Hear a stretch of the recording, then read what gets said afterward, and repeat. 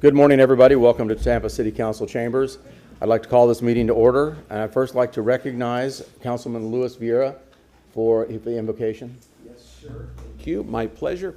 It is my great pleasure to invite a wonderful man up here, Pastor Justin LaRosa. Pastor LaRosa, come forward, sir. Pastor LaRosa is an ordained minister in the United Methodist Church, a licensed clinical social worker, and he holds many, many titles. He has been at Hyde Park United Methodist since 2005. He serves as a minister of downtown spiritual community, a director of the Portico. He was sent with a small group to launch a cutting-edge new ministry in the oldest church in downtown Tampa, which would become the Portico. It includes a social enterprise, a cafe, a historical chapel, spaces to meet and work, an event space for the public, and many, many other things. Pastor LaRosa is a wonderful person of great empathy and decency, and is one of the best guys I know. So if you guys would please stand up for the prayer and remain standing for the Pledge of Allegiance. Thank you so much for inviting me, and for those who are praying, let's bow our heads. God of many names, we gather in your presence this morning, centering ourselves on your goodness. And we approach this day with open minds and grateful hearts. And we give thanks for our lives and the people around us, this city, and the opportunity to serve. Thank you for the engaged citizens, the city council, the mayor, the aides, and all the employees who work behind the scenes to make Tampa function, thrive, and grow. We give thanks for our officers and those who serve, and firefighters and all who support their work. May you give them all a spirit of wisdom, humility, and servanthood. And we pray for downtown residents and workers, including those people who don't have a place to lay their head. We pray for citizens who will advocate, invest their time and talent to build a more inclusive and diverse city and deal with the many issues before us that relate to wonderful things like growth, innovation, and transportation. We humbly ask you that you provide astute discernment and clarity and direction for each council member as they process the budget and reports on the agenda. Allow their discussions to be productive and respectful amidst disagreement. And may the final budget be one that really shows responsible governing and the well use of people's dollars. Please continue to be with Councilwoman Gwen Henderson's family, friends in this council as they remember and grieve her loss. May your grace, comfort, continue to show up for them. Ignite us to be the people you've called us to be. I pray these things in the power of Jesus Christ. Amen. Amen. Councilman Miranda, would you lead us in the Pledge of Allegiance? I pledge allegiance to the flag of the United States of America and to the republic for which it stands, one nation, under God, indivisible, with liberty and justice for all. Thank you all. Roll call vote, please. Not a vote, roll call. Miranda. Here. Maniscalco. Here. Kurtak. Here. Vieira. Here. Carlson. Here. And Clendenin. Here. We have a physical quorum. Thank you so much. I would like to hear a motion to receive and file the minutes of the regular session held on June 26, 2025. I have a motion from Councilman Maniscalco, a second from Councilman Miranda. All those in favor say aye. Aye. Opposed? Ayes have it. Thank you so much. I'd like to go through the agenda for the agenda review. There are no addendums. We have item number 63, administrative update. There's no update, correct? Thank you. We have a memo from Adriana for $7.2 million maintenance agreement with Bill Curry. We have a motion to receive and file. So moved. Which number is that? 64. Oh. Oh, it's a resolution. I'm sorry. Okay, disregard. Okay, we have a memo from Councilman Carlson to continue item 65 from today to July 31st. So moved. We have a motion from Councilman Carlson, a second from Councilman Maniscalco. All those in favor say aye. Aye. Opposed? Can I get a motion to receive and file number 66 and 67 from Brandon Campbell? Second. Brandon's not here today, by the way. Yeah, I think could I, man? Go ahead, Yeah. Councilman Carlson. Yeah, the idea is that they're supposed to be presenting in person, but because he's out of town, they've requested to move to just receive and file this one, and they'll present in person the next time. That's Councilman fine. Hartek. Thank you. I just wanted to say that if folks want to know what roads are planned and what has been repaired, the maps are on the agenda and they're very easy to read. So I highly recommend folks look at those. we have a motion from Councilman Carlson, a second from Councilman Hurtak, or from Maniscalco. I'm sure I'll vote for it, but what is it? We're receiving and file 66 and 67 from Randy. I object to that. No, I'm joking. So we have a motion from Councilman Carlson, a second from Councilman Maniscalco. All those in favor say aye. Aye. Opposed? Ayes have it. Item 66, a memo from Abby Feely, the Channelside District from Meridian to Channelside Drive, added to the CDB. Was a staff report. Motion to receive and Well, file? that one, 68, I'm sorry, 68. that one is supposed to be in the current text amendment cycle. They've confirmed that it is, so I think we can receive and file that, but assuming that it's. Is that a motion? Yes. Motion to receive and file from Councilman Carlson, a second from Councilman Maniscalco. Councilman Hurtak. We got an interesting email about this, so I kind of thought we would have a little bit of a discussion about it. So you'd like staff on that? No, not staff, just us. Okay, Yeah, we don't need staff. okay. So we have a motion to receive and file the memo. I didn't put in a memo. Abby Feely. Oh, you did not? Yeah. Oh, I'm sorry. She was just here. I'm going to be here for that Okay. item if that's okay. Okay, then there we go. We have Okay. staff for item 68 And Okay. 69. and Same thing. 69. Okay, very good. Okay, I would like to amend the agenda to flip items 1 and 2 so that we will So moved. hear for the police first, and then we'll have the mayor's presentation. So we have a motion from Councilman Hurtak, a second from Councilman Maniscalco, or Councilman Miranda. All those in favor say aye. Aye. Opposed? Ayes have it. And then are we gonna just accept the staff reports for the written staff reports? We could do that. Okay. Because I had one mention on it, on one Okay, of them. go ahead, Councilman Hurtak. Number 71, Chief Tripp's memo does talk about the fact that all the bunker gear has been sent out, but there is still more bunker gear to be purchased, so that I would like that report to stay until that has been done. That was Councilwoman Henderson's motion, so I'm just saying that I do believe that we still need to maintain the monthly report, because while the memo says that all of it is out, all of it that we had was out, and now we're ordering more. So that's not inconsistent with receiving and file this because we No, still but have I one have scheduled, heard, right? I have heard from a couple of people that people don't know if council wants to continue some of Councilwoman Henderson's motions, and I had never heard of us stopping that. But there's another motion, the downtown signs that I've heard that people have said, oh, well, we haven't heard Yeah, I anything from council about that. So I want to address that later today said, in well, new we could- business. new But I'm business. just saying, I wanted to say that I still want this report. Okay. So do we have a motion to receive and file 70 through 74. 70 through 74? We have a motion from Councilman Hurtak, a second from Councilman Maniscalco. All those in favor say aye. Aye. Opposed? Okay, and we will discuss those issues during new business. Is there anything else with the agenda anybody would like to discuss? Motion to adopt the amended agenda? Second. We have a motion from Councilman Miranda, a second from Councilman Maniscalco. All those in favor say aye. Aye. Opposed? Okay, here we go. We would like to start with one of the best meetings of the month when we recognize our police officer of the month. I'll recognize Councilman Vieira.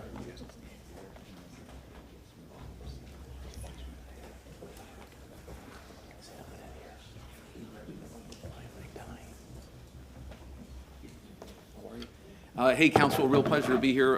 Louis Vieira, here to do the Officer of the Month, and this is something that, again, we always do to reflect the values of the community that we serve in supporting our first responders, our police officers, as well as our firefighters, and I'll let Dr. Chief Burkaw come and talk about this month's wonderful honoree. Morning, Council. It's my honor to present our Officer of the Month. Detective Hope Dauphine has served in our Economic Crimes Unit since 2022. Within that time frame, she has made a lasting impact, not only with the department, but in the lives of countless victims in our community. Her work often happens quietly behind the scenes, but its effects are life-changing for those she serves. She's led complex investigations involving identity theft, fraud, and financial exploitation. Just to note a few, she helped stop the fraudulent release of $40,000. Her fast work preserved the funds and led to an arrest in just a few weeks. In another case, she brought justice to a hurricane victim who was defrauded by unlicensed contractors after losing their home. She tracked down evidence, spoke to over 20 people, and helped put a stop to those responsible. Detective Dauphine also investigated a long-term theft at a local bakery, where a manager had been altering records for years. Detective Dauphine reviewed hours of videos, stacks of documents, and eventually secured full confession, leading to over 50 felony charges. Outside of her casework, she's taken a lead, a huge lead, in helping train new detectives, creating a go-to training manual that's now used throughout her unit. She's also an active in our department family support and wellness efforts. And I can honestly say, it's not written here, we would not have the wellness program that we have for our family if it wasn't for Detective Dauphine. She brings skill, empathy, quiet leadership in everything she does. Her work makes a real difference, not just in the cases, but the people's lives that were impacted. In addition, also to our department and our family. She's a valued member of this department, and her work does not go unnoticed. And it's with great pride and gratitude that we recognize her exceptional service today, and it's why she's being recognized as our July Officer of the Month. So congratulations.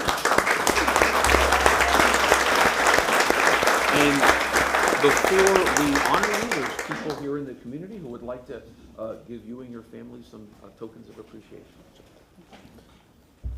Good morning, Council. Brandon Barclay, Tampa PBA.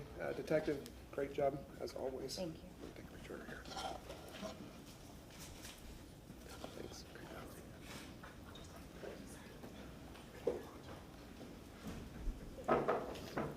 Good morning, Council. Good morning, Chief. Detective Brian Ford, Chief Operating Officer for the Tampa Bay Buccaneers. And we have a little tradition out at $1. Anybody that goes over and above gets a game ball. So I'm here today on behalf of the Glazer family, our entire organization, to say thank you.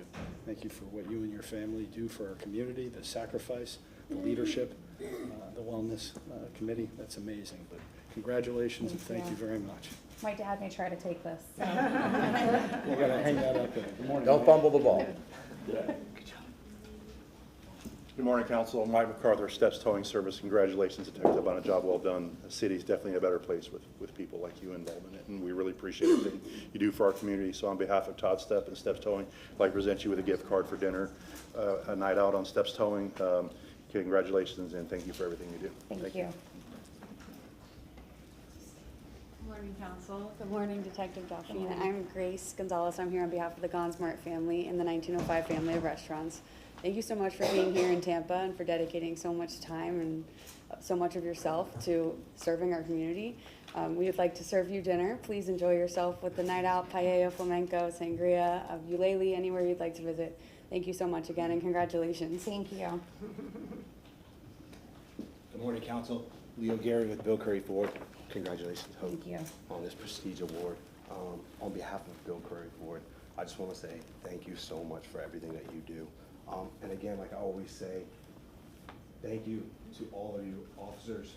I respect and honor all of you guys for the work that you guys do inside the city, the dedication and sacrifices that you make for each and every one of us. I truly appreciate it. On behalf of Bill Curry Ford, I want to present to you a certificate for your personal vehicle for some maintenance, and then there's also some goodies in there as well. Thank you so much, and thanks for all you do for us. And I know it's awkward when people are addressing, but if you would face the dais, because the microphone's in the podium, so we're speaking to everybody that's listening to this as well, so if you want to get your voice out there, face the podium. Okay, I'll try. Good morning, Okay. Mayor. Good morning, Council. Good morning, Detective Dauphine. Is this right?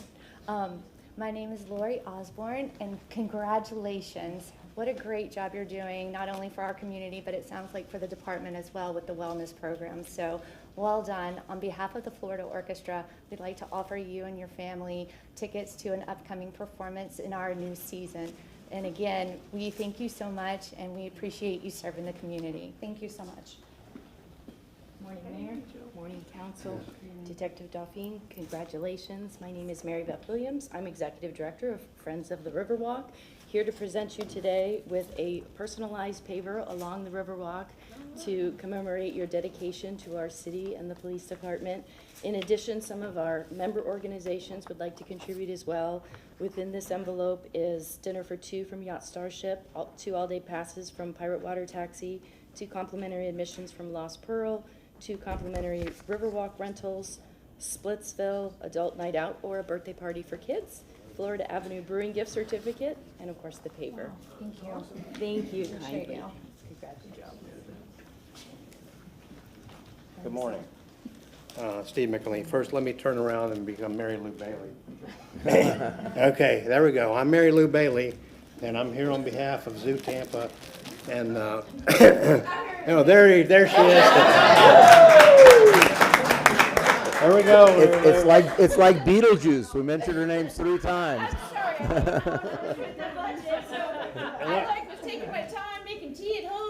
Let me turn the other way. Now, I'm not Mary Lou Bailey anymore. There we go. Hi, I'm Mary Lou Bailey, the real one. I'm here on behalf of Zoo Tampa. I serve on the board there. And I was so impressed with your story, and we wanted to thank you for serving all of our citizens. I want to thank everybody who served. You guys are all awesome. We've got you an annual membership to the zoo for you and your loved ones, and some goodies here that my friend Mark, who works for the zoo, put together for you. Congratulations. Oh, I got your hands full, and you can't shake. You forgot to mention the stuffed animal. Yeah. You know, that's always Mark's thing. So Okay. he picked out a stingray. I don't know why. But I know he always puts thought into it. So maybe we can email you afterwards why he chose stingray for you. I would love to know. Because he's very particular about what animal he gives. So anyway, but thank you very much for your service. Sorry for being tardy. Will the real Mary Lou Bailey please stand up? I'm going to reverse my alter ego. And Steve Michelini, I'm here on behalf of a variety of different folks. But let me first by saying that, you know, the task that you perform is so vital because so many people are subject to those kinds of predatory actions, and they don't know. They end up going to the bank and they take out money, and I think, you know, a lot of us have received those kind of threats. If you don't show up in 30 minutes, we're going to arrest you, and you know, you got to bring cash, and we got to go to this place and deposit and all that. So it's awful. So anyway, thank you very much for that service. On behalf of Yummy House China Bistro, we're providing you with a gift certificate so you can enjoy yourself over there, lunch or dinner. On behalf of Daily Eats, you can enjoy yourself over there, breakfast, lunch, or dinner at any one of their establishments. On behalf of Jackson's Bistro on Harbor Island, they're providing you with a gift certificate. Enjoy yourself, lunch or dinner. And the meat market in Old Hyde Park. Take your letters with you. And don't let the chief take your certificates here. Yes, sir. I know he likes some of these places, so anyway. But anyway, congratulations. Thank you so much for your service. Thank you. And if I may, I believe this is typically tickets, I don't want to misspeak to the Strat Center. Our friends at the Strat Center always participate in this, they couldn't make it, so that's number one, and then. Face the podium, please. Oh, sorry. Stickler, good for you, man, I mean that. And then next from our friends at Hotel Hyatt, which I can reasonably deduce would be a free night there, I think, so there you go. I would assume that's it, so there you go. So if I may, on behalf of a very, and here you go, madam. On behalf of a very grateful Tampa City Council and City of Tampa, this commendation is for you. Thank you, ma'am, for your service. Thank you so much. Thank you very much.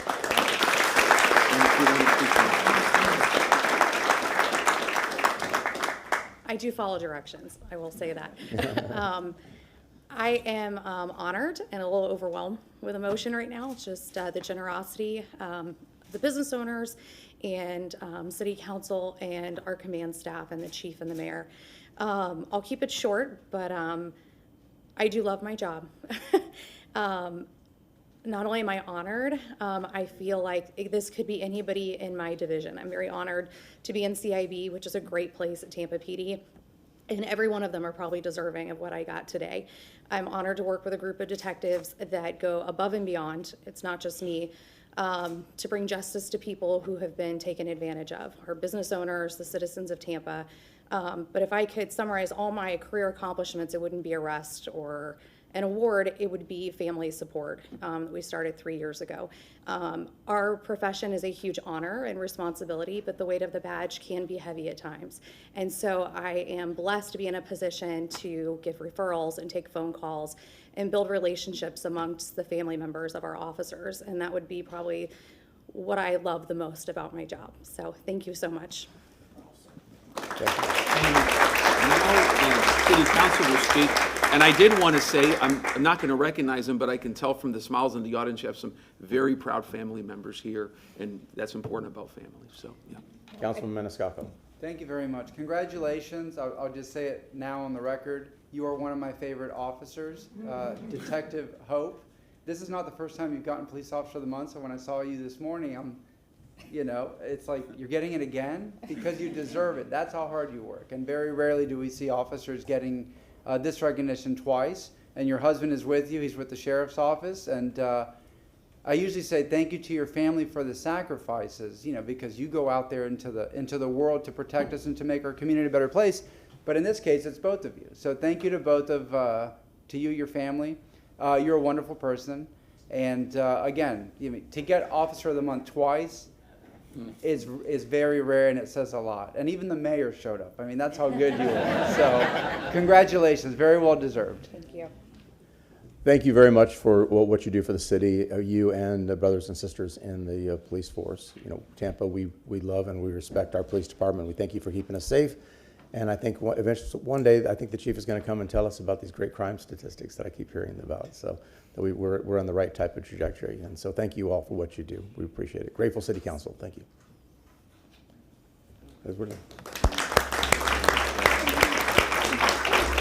We're going to pause for just one moment to allow the folks from Tampa PD to clear, and then we will continue with the agenda.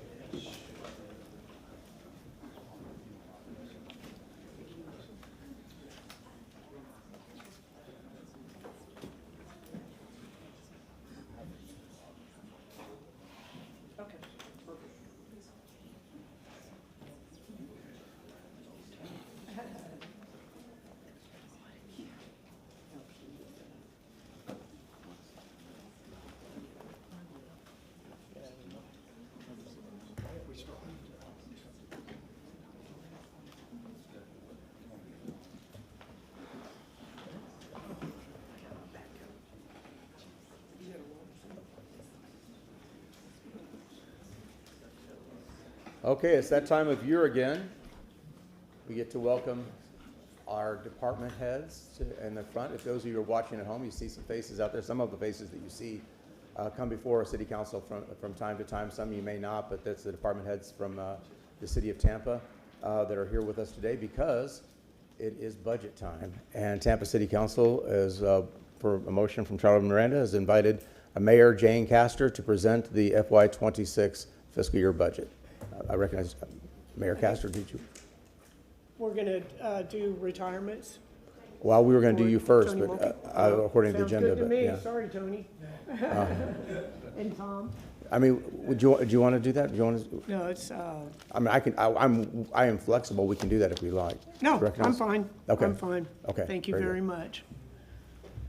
Councilman Clendenin, City Council, and to the Tampa community that is here in council and those watching from home, I am very proud to be standing before you to present the City of Tampa's FY 2026 budget.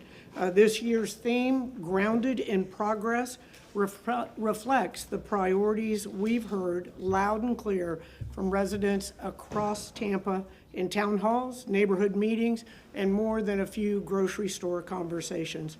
You've told us what matters most. This budget is built around those values: resilience, responsibility, efficiency, and results. Tampa's become one of the most exciting cities in the country. But great cities aren't built on buzz, they're built on strong foundations. Roads, stormwater systems, and water lines may not be glamorous, but they keep our city running. When we invest in the basics, we unlock opportunity, strengthen resilience, and lay the foundation for future growth. And we're stretching every dollar to work harder and smarter. Cities are often criticized for adding new positions to their workforce, but this morning, you're going to hear about how the employees we've added over the past few years, including over 100 firefighters, 60 police officers, in-house paving and water repair teams, and our in-house waste-to-energy team, have either made our city safer or have saved taxpayers millions of dollars. A great example of how hiring an energy manager has saved us over $1.4 million in energy costs. This budget is our blueprint, a plan to deliver core services, modernize infrastructure, and invest in Tampa's future. And we're doing it in a way that ensures we maintain our near-perfect credit rating. Tampa has the second highest municipal bond ratings in the nation, which, as you know, saves our taxpayers millions of dollars every year. Tampa is one of the safest cities our size in the nation, and that is no accident. It's the result of strategic investments and a relentless focus on public safety. That's why every single dollar of property tax revenue in the proposed 2026 budget is spent on Tampa Police and Fire, and it's been that way for years. In 2026, we're bringing in $380 million in property tax revenue, and we're spending $455 million on police and fire for public safety. It's a clear reflection of our priorities, protecting lives, property, and peace of mind.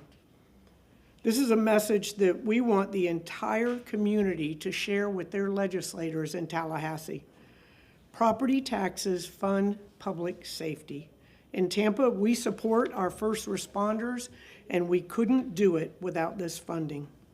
When Hurricane Helene and Milton hit, our first responders answered over 15,000 emergency calls and rescued hundreds of residents from rising floodwaters. But it's the day-to-day work that they do that keeps our city strong.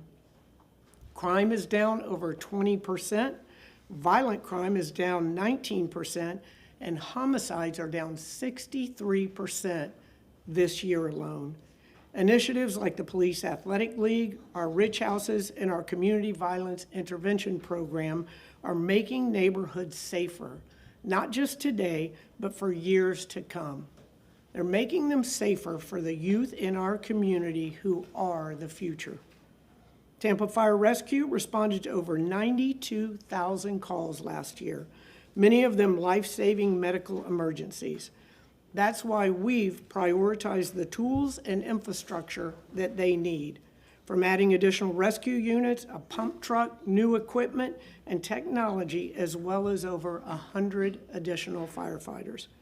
Public safety isn't just a budget line item. It is the backbone of our community. For most Tampa residents, life after the hurricane looks normal again. But for too many of our neighbors, especially those who lost everything, the devastation still lingers. Storms may pass quickly, but their impact lasts. I saw it firsthand, helping families haul out soaked furniture and salvage what they could from homes flooded by Helene and Milton. And I understand the very real fear that it could happen again. That's why this budget puts a sharp focus on resilience. We can't outbuild nature, but we can prepare. We've launched a pump station rapid response team, and we're installing temporary generators at stormwater pumps in our most vulnerable neighborhoods. This budget invests $11 billion toward permanent backup generators that will be installed over the next 2 years. Stormwater crews are working 6 days a week, clearing debris, keeping systems moving, and delivering on the basics that matter the most during storms. Just in the past year alone, we've removed 6,800 tons of debris from our drains and ditches, and our street sweeping team has prevented another 5,580 tons from entering the system to begin with. Combined, that's over 12,000 tons of yard waste, landscaping, and other debris. We've already invested $350 million in major flood relief projects, including McDill 48 Nature Park, which now serves both as flood protection and community green space. We finished major projects in Seminole Heights and in South Tampa. These projects have made a difference all across our city, and that's why we're excited to move forward with those projects that are in the pipeline. Since launching the PIPES program, we've replaced over 62 miles of aging water lines and 200 miles of wastewater pipe. Many of these pipes were over 100 years old. And in 2026, we'll invest another $79 million into replacing this crumbling yet critical infrastructure that's essential to our well-being. We're also leading the nation with the first suspended ion exchange system to remove PFAS and other chemicals from our drinking water, improving safety while cutting treatment costs. And thanks to the efficiency of our in-house water repair crews, we've saved Tampa taxpayers over $15 million by fixing main breaks ourselves instead of turning those jobs over to contractors. As you know, Tampa is a city on the move, and we're meeting our transportation challenges with smart, efficient solutions despite the huge blow of losing the surtax dollars supported overwhelmingly by Tampa voters. We've resurfaced over 235 miles of streets since 2019, and by investing in 2 in-house paving teams, we've been able to double our paving capacity at half the price and complete the jobs in half the time. And we are not stopping. Thanks to these teams, we've also repaired more feet of sidewalk in this past year than the city has done in the past decade. Our resurfacing team's work will continue into this fiscal year. In 2026, we'll continue to build out our walk-bike network. We've already added 56 miles of bike lanes, and this budget will expand the green spine, complete the first 2 phases of the green artery, and connect neighborhoods like never before. These 2 projects alone will connect West Tampa to East Tampa and neighborhoods like Seminole Heights, Sulphur Springs, and East Tampa to our downtown. The new West River Walk will be more than a scenic path and mobility corridor. It's the hub of our citywide walk-bike network, connecting Tampa's neighborhoods together and residents to jobs, education, and shopping. It's also an amenity that will serve as an economic catalyst for West Tampa that ensures public access to the riverfront for generations to come. This budget also helps restore downtown street grid to improve connections and reduce congestion. It takes concrete steps toward the start of construction on the future streetcar extension by moving forward with planning and development for both project and funding operations. Thanks to our participation in the U.S. Department of Transportation's Regional Infrastructure Accelerator, which launches next month, we're starting to see viable conversation about our region's transportation future, and that includes big projects like the airport to downtown connection. And you may have heard that Brightline plans to issue $400 million in bonds to fund part of the Orlando to Tampa extension. We're excited about this Brightline extension. It'll finally make it easy for Disney fans to visit Tampa Bay, where the magic includes Stanley Cups, Super Bowls, baseball, and sunsets that don't require an admission fee. The work is happening, the network is forming, and the vision is coming into focus. With over 200 parks, we're raising the standard for public space citywide. Of course, the crown jewel is Fair Oaks Recreation Complex, a 10-acre state-of-the-art campus in East Tampa that reflects what happens when the community leads on design. It'll feature a senior center, basketball courts, pickleball courts, classrooms, weight rooms, and so much more. It's nearly complete, and it will be a game changer. Maintaining our parks across the city is just as important. We're providing additional general fund dollars for basic upgrades and improvements at neighborhood facilities. As we all know, housing continues to be a challenge nationwide, but this city council and administration have remained steadfast about working to prevent our family, friends, and neighbors from being priced out of Tampa. Home prices surged and we acted. Since 2020, we've added 20,000 residential units, including thousands of affordable homes. We used every tool available, from zoning reform to down payment assistance, and we kept construction moving while others paused. Now, rental rates have returned to the 2021 levels. That's progress, but we definitely are not done. This fiscal year, we've processed nearly 23,000 permits, representing almost $2.5 billion in development. The Army-Navy development will create hundreds of affordable and market-rate units and transform a surface parking lot into a beautiful downtown gateway. Smart growth is at the forefront of our new comprehensive plan, and with City Council's leadership, we'll add density where it makes sense along commercial and transit corridors while protecting the character in the historic neighborhoods that make Tampa unique. It's also about breaking down silos, the type of development that we need to grow in a way that preserves our quality of life depends on what our future transportation system looks like. We've built new neighborhoods, we've modernized infrastructure, we've opened new parks, created housing, and made our streets safer and more connected. Our streetcar is on track for 1.4 million riders this year. Our rainy day fund is strong. Our bond rating is among the best in the nation. And for the first time, Tampa's median household income surpasses $70,000. Time magazine says Tampa is one of the world's best places. Forbes calls Tampa the best place to live in Florida. And the Financial Times ranks us the top U.S. city for international business. But our greatest asset is not a headline. It's our people. It's in how we show up for each other when things get hard.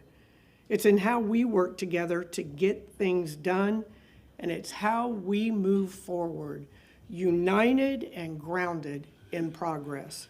Now, I'm pleased to bring up our Chief Financial Officer, Dennis Rahiro. He's going to go into greater detail on the FY 2026 budget for the City of Tampa. Council, thank you very much for your time this morning. I appreciate it. Thank you, Mayor. Dennis?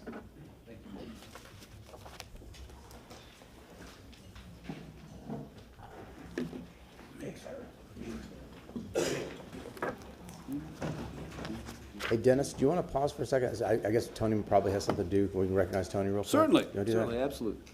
Tony Mulkey.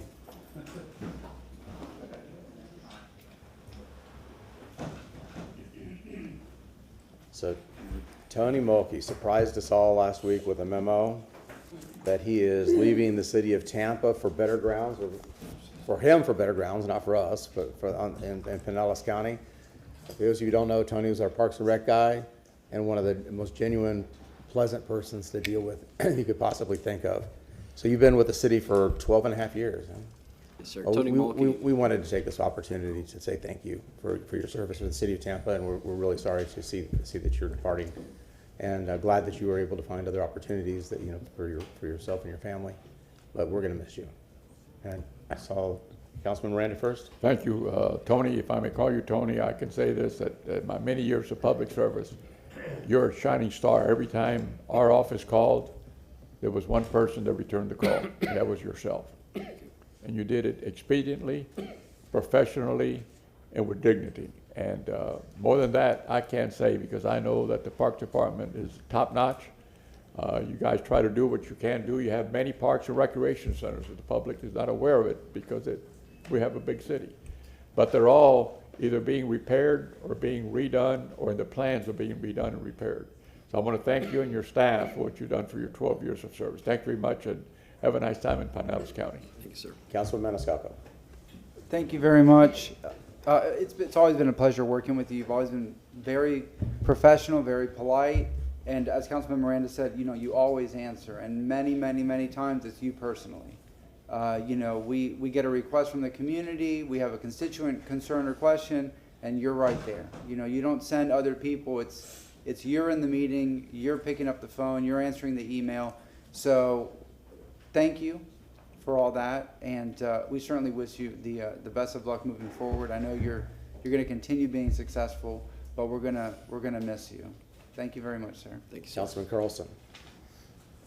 I said this to you privately, but I'm very sad that you're leaving. I've enjoyed working with you the last few years. I think you had the right experience, the right training and everything at the right time, and brought a lot of expertise. Your team has done a great job. You guys have always responded. You personally responded every time I've had a constituent issue, and there have been a lot of complicated issues over the last few years. In particular, when Harold Walker was alive, you all partnered with him and the community to bring resources into important parks in South Tampa, and then even helped with his memorial service at K. Jackson Park.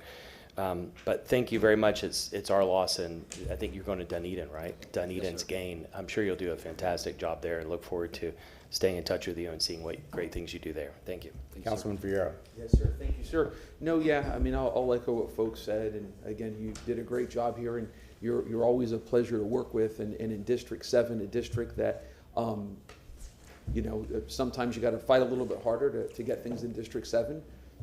And everything.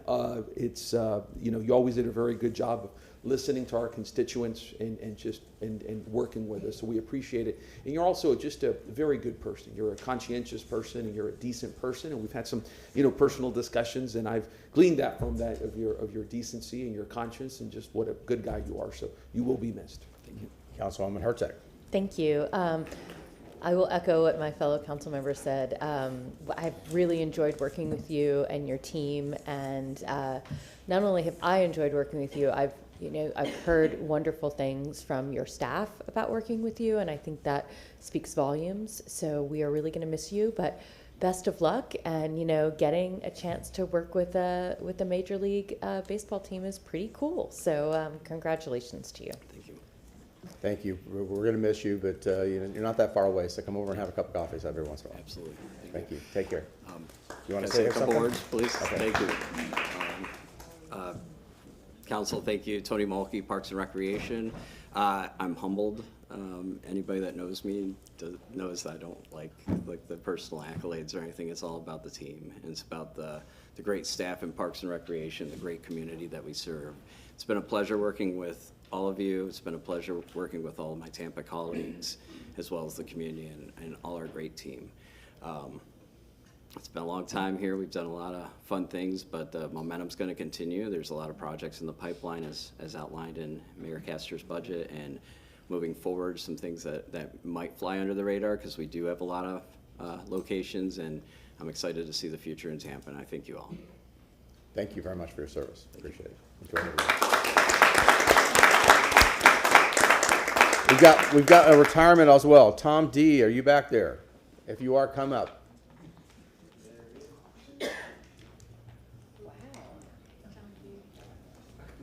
Mr. D. It's like, it seems like your partner in crime just retired yesterday as well. It's like y'all are fleeing that little cubicle back there. Yeah, just a coincidence. 33 years of service for the city of Tampa. Wow, that's absolutely amazing.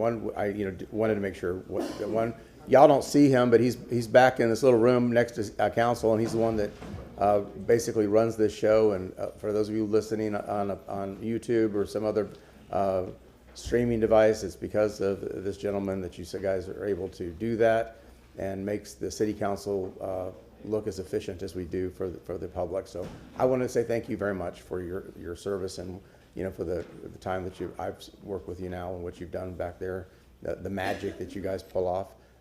It has not gone unnoticed. Maybe we don't talk about it, but until you actually retire. But I want to say thank you very much. Councilman Miranda, did you want to say? Yeah, thank you very much. I really I appreciate your 33 years of service. In fact, these are new, I think you guys installed them between last week and this week. So now you can hear all of us, because before they were small, we had to bend over, and some of us didn't want to move, I guess. But it's a wonderful thing that you've done. I remember way back when there was no TV. There was nothing here but just an auditorium. And you guys, from working from that time on, have done a fantastic job for the citizens of Tampa so they can understand what the city's going through on a daily basis. Congratulations, happy retirement, enjoy yourself. Thank you. Councilman Carlson.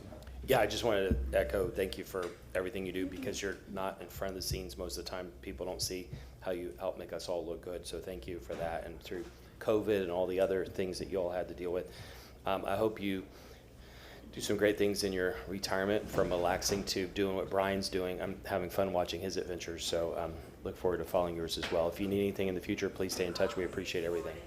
Councilman Maniscalco. Congratulations, sir, on your retirement, and thank you for everything. You know, you're behind the scenes. You sit through many long hours. You know, people don't see you; they see you now, but you make the magic happen. And you know, we're losing a lot of good people. You know, Brian, you. We just had Mr. Mulkey, and but well deserved. I mean, you've committed so many years here, and you've done a lot. And as was mentioned, you know, during COVID, was very complicated and tricky, but the team was there doing everything, making things happen. So again, we appreciate you and happy retirement, sir. Thank you. Very good. Councilman Vieira. Yes, sir. Just thank you for all your service to the city of Tampa to us. I mean, again, being behind the scenes is never easy, especially when something goes wrong and they go, who can we blame? That guy. You know what I mean? So you always do a good job, and you're always a smiling face. So just God bless you in your retirement, and thank you for all your service. Councilwoman Hertag. Congratulations. What are your plans? Mostly just work around the house. My wife has a pretty big to-do list, so we'll do a little traveling, but generally just relaxing, enjoying myself. Wonderful. Well, congratulations. You have completely earned it. We really appreciate everything you've done to bring us to the 21st century, and I know that you are going to be leaving it in capable hands moving forward. So thank you so much for all the work you've done and how many people you've helped shepherd into this career. You know what's amazing is what Councilman Vieira said about things go wrong. It's really rare. I mean, and if things have gone wrong, generally it's completely invisible to those to us. I mean, considering how many moving parts there is to the automation and what you all are doing back there with presentations and, you know, the audio and the video and everything that you guys have to deal with, it's damn near flawless. And, you know, that's not by accident. And so we appreciate those of you behind the scenes that make this thing happen. So thank you so much. Well, thank you, Council. I really appreciate it, and that's our goal, is to make sure that for the people watching at home and on YouTube and all the streaming channels, that if there are any issues, they don't see them. Everything should be flawless to them. Everything should work the way it should. The virtual stuff, when we add that, you were able to communicate with somebody on the virtual, and there's no issues there, and we strive to constantly make that work and make that happen. And I think in the 33 years I've been here, I don't think we've ever missed a full meeting. We've had a few issues here and there. I remember one time back in the 90s, we actually had a piece of equipment burn out and smoke and whatnot in the control room, and we had to evacuate the building for a few minutes. But I remember running out with the piece of equipment. I quickly had to unscrew things, and I'm running out with this smoking piece of equipment outside to put it outside the building. But then we resumed the meeting 5 minutes, 10 minutes later. So I don't think we've ever missed a full meeting. You know, when I started here 33 years ago, I never envisioned that I'd still be here today and retiring from the city. I'm not sure anybody does when they first start working like that. But the city has become my family, and I love working for the city. I love all the work I do, including doing all the meetings. We've done a lot of meetings over the years. I think the longest meeting we ever did was at the Tampa Convention Center back in 1999. Between the morning meeting on that Thursday, the 3 hours in here, and then moving to the Convention Center, which that meeting started at 1 o'clock and wrapped up at 4:30 in the morning. So we did about 17 and a half hours of meetings that day. So that was a long day. But it was very interesting, and I know we got a lot of response about that people that really wanted to see all the speakers and whatnot. So it was a very interesting day. And of course, I couldn't do it without my staff. I have a great staff behind me. We're a small but very efficient staff, and they do a great job, and I would be nowhere without my staff. I've had great staff people over the years, great support from all the different departments I've worked with, and I'm very happy to have worked for the city, and I'll miss it a little bit. I may tune into some meetings occasionally when I'm at home, because it's hard to say goodbye to doing all this stuff, but I am looking forward to retirement. So thank you very much. I really appreciate it. I believe Councilman Miranda would like to say I was something else. listening to everything you said, and when you said about that one meeting that night, lasted about 3 in the morning, it was regarding the 6-foot rule, if I recall. Yeah. But thank you very much for going through all that. I appreciate all that. Thank you. Well, that would have been fascinating testimony, too. It was very interesting. Very good. Well, thank you so much. Congratulations on your retirement. Thank you. Really appreciate it. And Dennis Rogero, thank you for your patience in allowing us to do that. Thank you.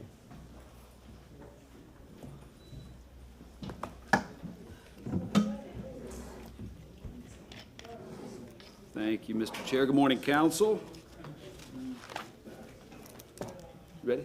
Yep. Good to go. It's Thank all- you. Stage is yours. All right. I know you're going to tell us we have more money than we know what to do with, and expenses who are told down. him?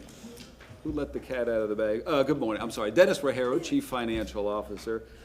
Thanks, as always, for having us here and allowing us to present and enhance and expand upon what the mayor presented in terms of the fiscal year 26 budget. As we did last year, we're bringing, and I think what's going to be the new normal now, we're bringing this to you weeks earlier, I think about 3 weeks earlier than most of the time that Dennis has been in the city of Tampa.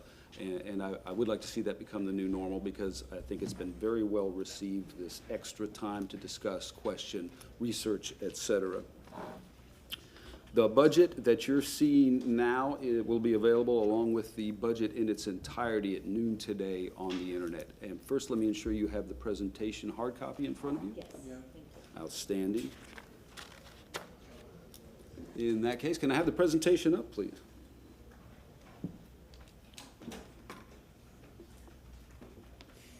There you go. Thank you very much. And here's our table of contents. It's mostly typical. We've added a few things this year. First, of course, we'll jump into the meat of it with the recommended operating and capital budget. We're going to break out some items for discussion because they've received specific attention by council, and I want to share some information. First of all, it's the fiscal year 24 fund balance that we've been discussing. That's about the 11.8 million in play. Some changes to the Social Action and Arts Fund being recommended to you, and also changes to housing funding we're recommending. At council's request, we've added a section with detail about the stormwater funding history. We'll get into that. And then, of course, as council is used to seeing, the capital improvement program over the next 5 years and the closely related debt program. We've gotten more and more detailed, as council knows, in the past in terms of our debt funding. I really think, again, it's led to a greater understanding and deeper and more quality discussion about both debt and the capital improvement program. And here it is. The net fiscal year 2026 budget for all funds is just under $2 billion, increasing over the current year due to items that you're used to hearing by now: higher salaries, compensation and benefits, healthcare costs, additional positions, of course, inflationary costs, vehicle maintenance, the continuing addition to the Community Redevelopment Agency from property taxes, and continued funding of the water and wastewater projects. You see here, as we always do, a breakout of the major funds, especially the two we talk about the most, the general fund and the enterprise funds. As has been typical, they take up about 3/4 of the entirety of the budget. We'll break those down further as we go through the presentation. Then into your special revenue funds, these include, for instance, your construction services, your housing, capital project funds, of course, internal service funds. These include such departments as fleet maintenance, those that serve customers internally, that serve other members of the city. The trust and agency funds, biggest section of this would be the Community Redevelopment Agency. This is funding that it doesn't belong to the city, but we caretake it. And then rounding it out, your debt service funds, your annual debt service fund payments. Breaking out the general fund and the enterprise fund, again, where we direct a great deal of our attention. See the general fund on the left. You also see that public safety takes up more than half, about 60% of the general fund in its entirety. You've got your back office functions, your central government, that includes the Revenue and Finance Department, Human Resources, Technology and Innovation, those departments and personnel behind the scenes that keep the city running. Parks and Recreation, nice chunk there at over 10%. Public Works, Economic Development, including the Tampa Convention Center. All told, just over $708 million recommended for fiscal year 26. On the right, an even larger chunk, just under $814 million. These are the enterprise funds. As council knows, but it's worth reminding the public, these are departments that we expect them to run like a business. We expect them to make an air quotes profit. The primary difference between these departments and the private sector is when they make a profit, it's reinvested into their functions in support of the city. And of course, wastewater and water, over 3/4 of the enterprise funds, not unexpected. Solid waste, another heavy hitter at just under 17%. Our parking fund, as you know, is an enterprise fund, doing very, very well. And then a very slight sliver at the top there with our golf courses. Whoops, excuse me. The mayor referenced this slide, and at council's request, we're going to highlight it. This is a comparison of what the city is anticipated to bring in property taxes next year and what we anticipate we'll spend on just police and fire. As the mayor said, and I'll reiterate, of course, it's obvious, property taxes don't come near the requirement to pay for our public safety services in the city. If I'll direct your attention to the upper right, you see our total property taxes, a little over $380 million, but again, we siphon off nearly $60 million of that for the community redevelopment agencies. So from a city general fund perspective, we have $320 million to throw at just over $414 million for police and fire. Don't want to beat a dead horse, but it's obvious that property taxes simply don't meet the needs of the entirety of the city, let alone the needs of public safety. I'll remind council and the public that property taxes are our largest revenue source, and certainly the largest revenue source in the general fund. So a very, very important revenue component, but by no means the only revenue component that we have to think about when we want to fund these services. This year, we've also added a slide with that includes, Parks and Recreation Department of over $70 million. Again, it could be anecdotal, and I've said this before, but when I talk to members of the community or homeowners associations, typically there is a very, very big focus on property taxes, and I understand why. But I've met people who think the entirety of the city is funded via property taxes. And again, this brings it home that that's simply not the case. We use many other revenue sources, even though this is a very, very important one. Continuing with the general fund, and a slide and picture that's near and dear to my heart, our anticipated fund balance for fiscal year 26 and our history of unassigned fund balance back to 2018. I've congratulated council before. I'm going to congratulate you again. This is a very, very stable, confident financial picture for the general fund. My compliments for continuing, and my thanks for continuing to support this level of unassigned fund balance at 23-24%. Except, of course, as I always state, for those COVID years where you see a blip for 28 and 27%. Very, very important, as you've heard me state before, and I'll state again when we get to the debt presentation. an important metric for the credit rating agencies, an important metric for investors when we go to the market and try to sell the city's debt.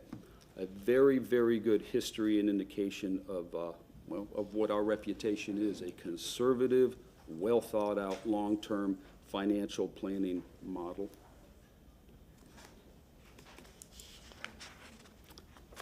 As we did last year, and again, I think it's going to become the new normal, we identify in the general fund the major revenue components that have increased from the current year to the recommended budget we're sharing today. And you see property taxes a little over 26 million, judgment and fines at just under 16 million, and the primary component of that, and one of the reasons we've isolated it, are the school safety speed cameras that are coming online. This is a very nice side effect, but I want to reiterate that the primary purpose of those cameras is the safety of our children, but we do anticipate we're going to recognize additional fund, general fund money from it. Miscellaneous revenues, not a bad component, 6.5 million, got a little bit of utility tax in there, a little bit of communication services tax. And at the very bottom, and I don't know if we talk about this often, but it's worth highlighting. This is the what we affectionately call the pilot and peel-off, the payment in lieu of taxes and the payment in lieu of franchise fees. These are fees and well, fees, I was going to say fines.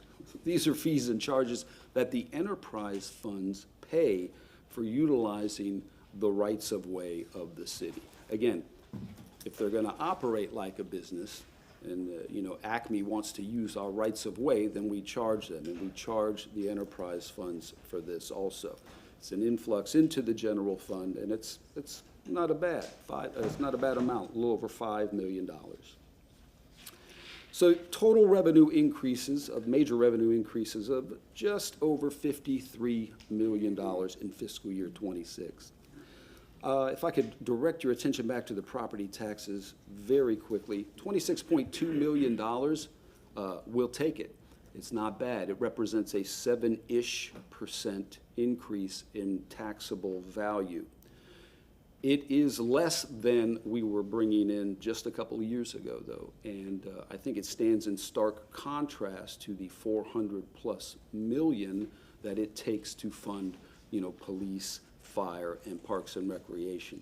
So we'll gladly take 26 million, but the amount of growth has been decreasing when you compare it to the last couple of years. All of this, I say, because it leads to a pretty constricted budget, and we'll get into more detail in that, with that in just a moment. As we did last year, and I think we'll do from here on out also, we attempt to match the major revenue increases to the major expenditure increases. I think this has been a very, very useful tool also. At the top, no surprise there, compensation and benefits at $30 million in additional costs. New positions of about 4.5 FTEs, and I apologize for the jargon for the public. FTE stands for full-time equivalent. The best practice in financial and human resource management is to get a little bit away from the term position, because position can be full-time, part-time, seasonal, et cetera.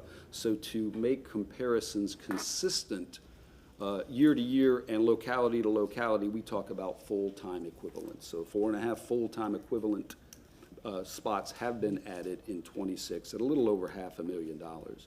Again, you see the CRA contributions. The TECO streetcars increased $2 million. Hart Route 1's gone up just under $500,000.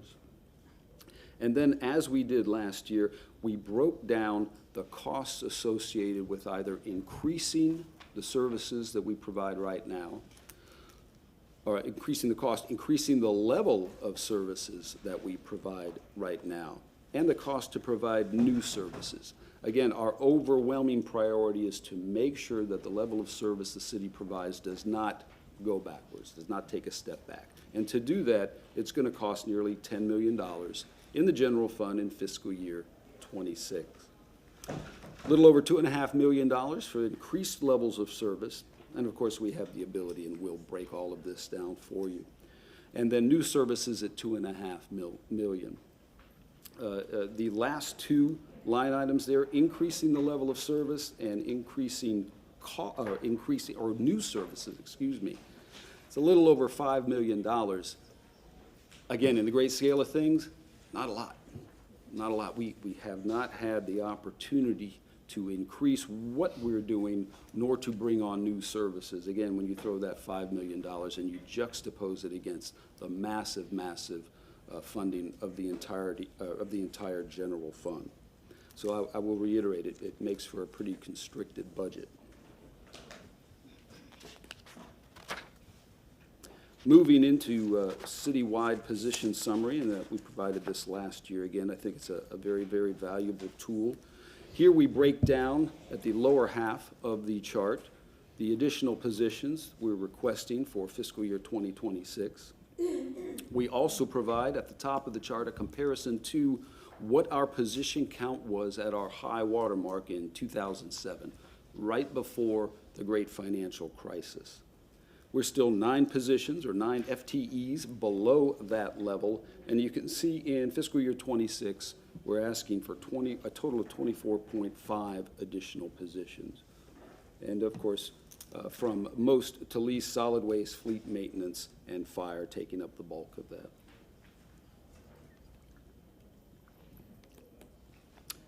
At Council's request, we have provided a history of additional positions from 2019 to 2026. You heard the mayor reference portions of this in her presentation. At the top, over 122 positions for the fire department. And then I won't read each one, but you can see the overwhelming majority are concentrated in public safety, utilities, and construction services.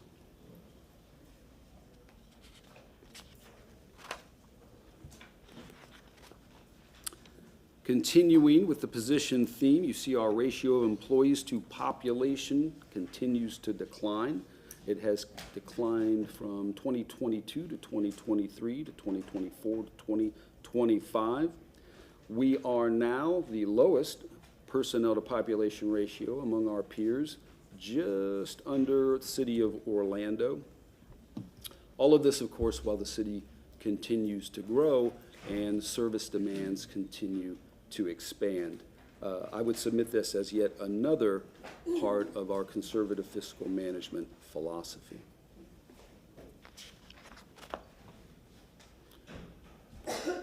Continuing with comparisons, no surprise here, our city millage comparisons to our peers.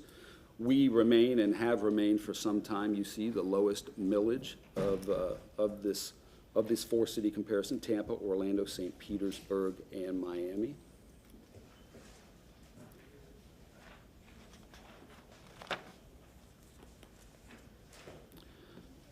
The competitive grant program, we like to show this comparison every year. We like to show it a little bit less this year. We had a great run.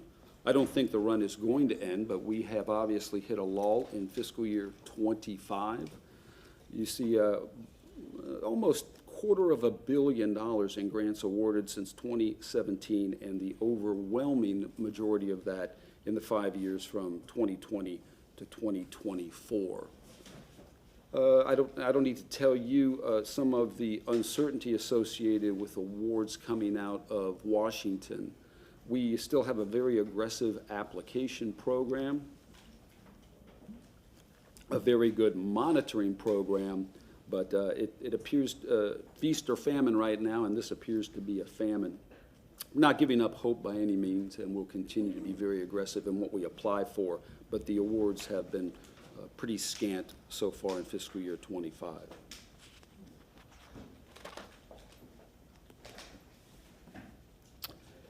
And if I could drill down a little to 3 particular items: the fiscal year 24 fund balance, the Social Action and Arts Fund, and the Housing Fund. Oh, I'm sorry. Do you have a question, sir? No, you just stated. No, oh, better view. Understood. Understood. Thank you. First, the fiscal year 24 fund balance. Council will recall these are the particular categories that we had identified, and in the middle column there, the particular amounts council had requested that we allocate this fund balance to. On the far right, you can see the mayor has recommended allocating the overwhelming majority of what council has requested to these particular categories. A little bit more than council requested for housing flooding assistance, and about half of the request for resurfacing. What that leaves in play, of course, is about $2 million. At this time, we would prefer to hold that in abeyance for a couple of reasons. I won't beat a dead horse about the uncertainty going on in the economy, in the city, et cetera, et cetera. We're very strong, but there is a great deal of uncertainty out there. We remain in negotiations with our collective bargaining units. And from a resurfacing perspective, we also want to make sure that we don't identify funding, when we can, that can't be spent very, very quickly. So all told, I believe we're recommending, again, a great deal of what council requested in those categories that council requested. Having said that, should council accept this and want to go forward, we can have a financial resolution ready to appropriate these funds, I think as soon as the next, can we get that done in time for the 31st, Mike? Yes. Copy. Because, again, not to get wonkish, but we'll have to appropriate the funding so we can spend it because it's held in a fund balance right now.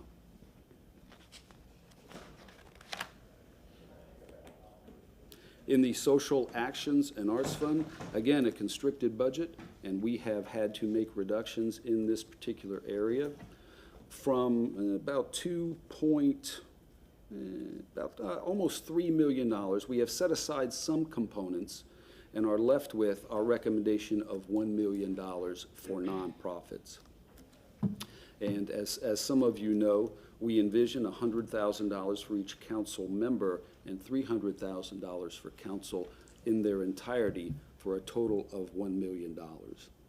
We have excluded city assets on the presumption that council will want to continue to fund those assets at the same level in fiscal year 26. That would be the aquarium, the Strass Center, the zoo, et cetera.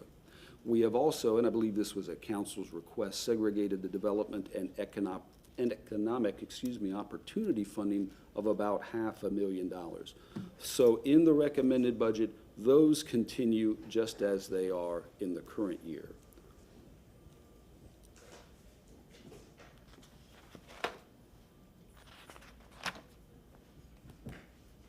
Contributions to housing. Again, a very tight budget, and I'm going to try to walk you through this. I apologize. It may be a bit convoluted. At the top, you have the fiscal year 25, the current year general fund supplement to the housing program at $9.7 million. We have reduced the general fund component significantly and are recommending replacing it in fiscal year 26, you see here, from an existing housing fund balance. What we've done in the revenue and finance world is turn the housing fund into a revolving fund. So eliminating the need to reappropriate the funding every year and allowing more flexibility for the housing department to spend that funding as they need it. So from a process perspective, we think that's an improvement. What it allows us to do is mitigate the general fund supplement, you see, to the tune of $5.7 million. And then should council accept it, here's that $2 million from the fiscal year from last year's general fund balance. And then you see the total at the bottom. For comparison purposes, we're going from a little under 10 million to a little under 8 million. So a $2 million hit. What I would point out at the bottom of the slide is there are, but we think, ample opportunities for additional housing funding in the future. Of course, council, I believe, as the CRA board, has made a commitment of 30%, I think it is, in the CRAs. And then we'll have, I think, additional information to share with you very soon about the Community Development Block Grant for disaster recovery. A little bit of background, council I think knows this, but for the public, this is an over $700 million grant that Hillsborough County has received associated with the storms last year. Yesterday, the County Commission approved their plan to send to the Housing and Urban Development office in Washington. It's up to HUD now to approve that, and it is overwhelmingly housing-centric.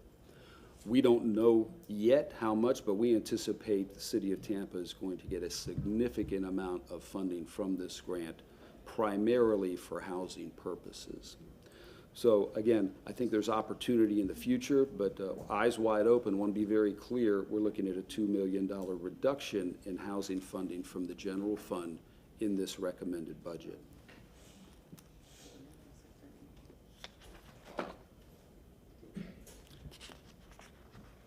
And moving into stormwater, again, at council's request, we've added both a kind of a 50,000-foot view of stormwater, and then again, going back to 2015 and 2017 respectively, a history of revenues associated with the two assessments.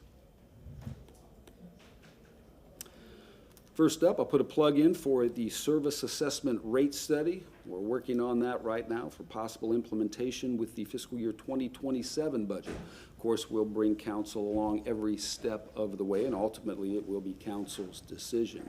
This is the service assessment for operations as opposed to the improvement assessment for capital projects, which we'll get into in just a minute. I believe you heard the mayor say stormwater. We've invested $350 million in making Tampa more resilient since 2019. And I believe she also referenced investing in just under $40 million over the next 5 years. New and replacement vehicles you see as the fourth bullet of $3.3 million in fiscal year 26. And give the general fund credit where credit's due. We had an ongoing subsidy in the general fund of $2 million for the stormwater system. That increased to $3 million in the current year, and we're increasing it yet again to $4 million in the budget that we're presenting today. Drilling down into the service assessment, again, this is for operations. Here you see the history since 2015 of that assessment, along with the revenues, along with the expenses. Starting in 2015, you see it became effective in 2016. You see the bump there. We also had a loan from the water department to do some stormwater projects. And as we started collecting the revenue in green, for the most part, you see that the expenses have pretty much kept pace. Now, again, it's worth saying that stormwater carries their own fund balance, and also I'll reiterate that the general fund continues to provide a supplement. But a pretty, I'll say, static and level and consistent picture since about 2017, about 2018, of inflows and outflows in the Stormwater Assessment Fund.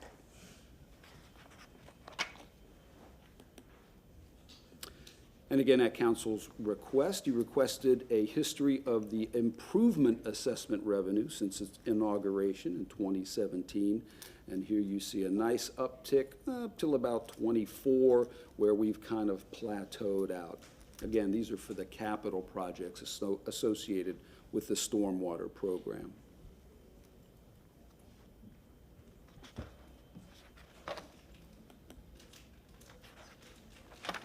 Moving into our capital improvement program as we do. You see our 5-year plan here, a little over $1.7 billion and a little over $420 million just in fiscal year 26. No surprise, as is typical, you see the majority in the utilities and transportation areas. Although I will point out at the top there, the CRA has a nice chunk, and then fire rescue, especially over the course of those 5 years to the right, over $125 million.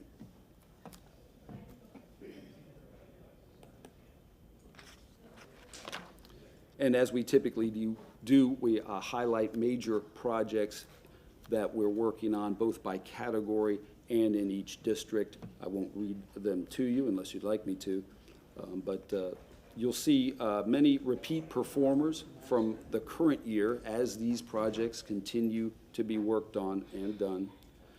Pipes at the top, Fire rescue at the bottom. Parks and Recreation, Technology and Innovation. Facilities, especially their decentralization plan, 40th Street. Quite a few mobility projects.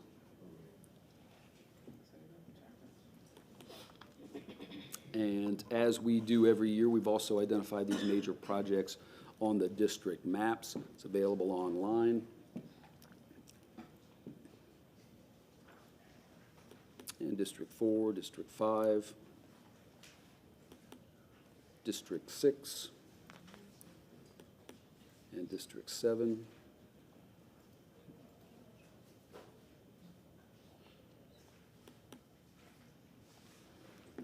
And if council's ready, into our debt program. Thank you, thank you. And again, this is a nice 1-2 step, I think, because as council knows, and for the public's awareness, the debt program is tied very, very closely with our capital improvement program because much of the funding for CIP comes from our debt.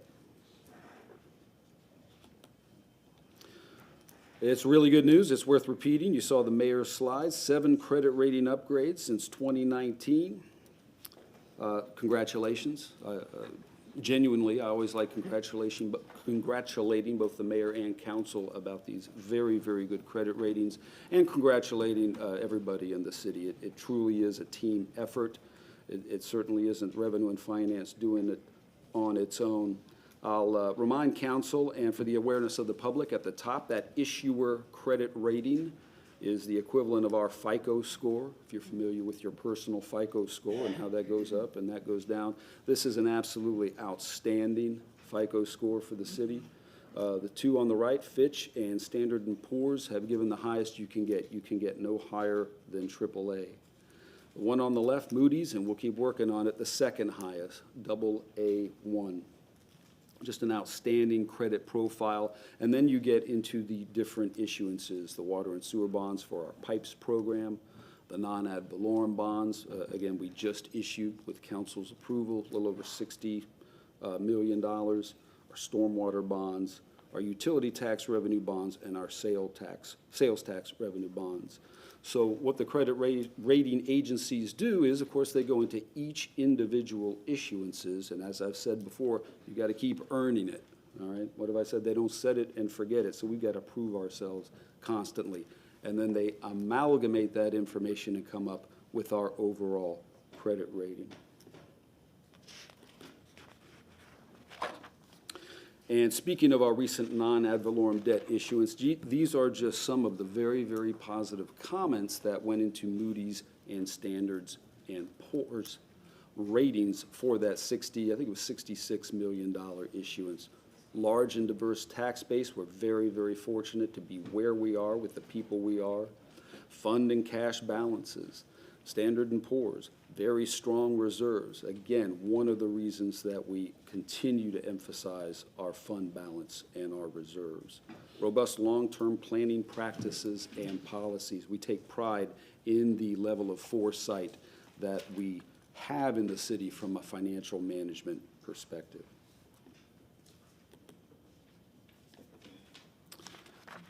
Again, eyes wide open, want to let council know of potential debt issuances that are coming in the future. Again, we just issued a non-ad valorem issuance. We have more on the horizon. You see a total of just over $250 million sometime over the next 3 to 5 years. We don't anticipate issuing these until 3 years out. And you see in the second bullet for both of these items, timing to be determined based on project schedules and or spend down requirements. Again, I can't emphasize enough, we don't want to issue debt and begin paying interest on money that we're not using, money that's not working for us. Water and wastewater debt, again, continuing the pipes program. $764 million sometime in the mid-future, again, based on when the Water and Wastewater Department can use this funding. And as council is aware, probably the most recent large one we've continued to talk about is the solid waste debt. Again, in the short term, we're going to get rid of those two mini debts and issue a solid waste bond to absorb all of that debt for the next couple of decades. And here you see a 30-year fixed-rate solid waste refunding revenue bond.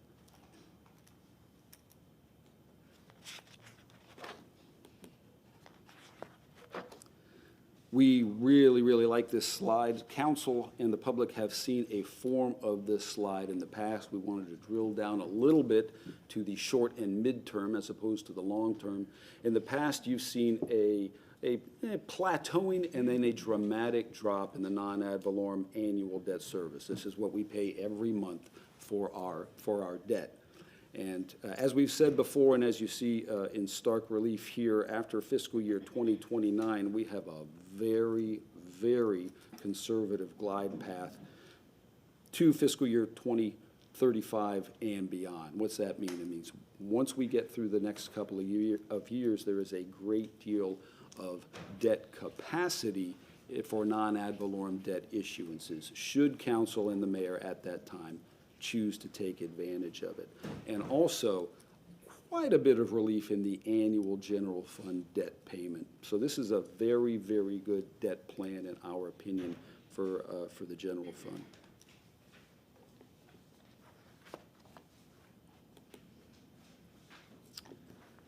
And here, by department or category are the anticipated debt issuances for the non-ad valorem program. You see at the bottom right, Council, that $252 million we referenced earlier.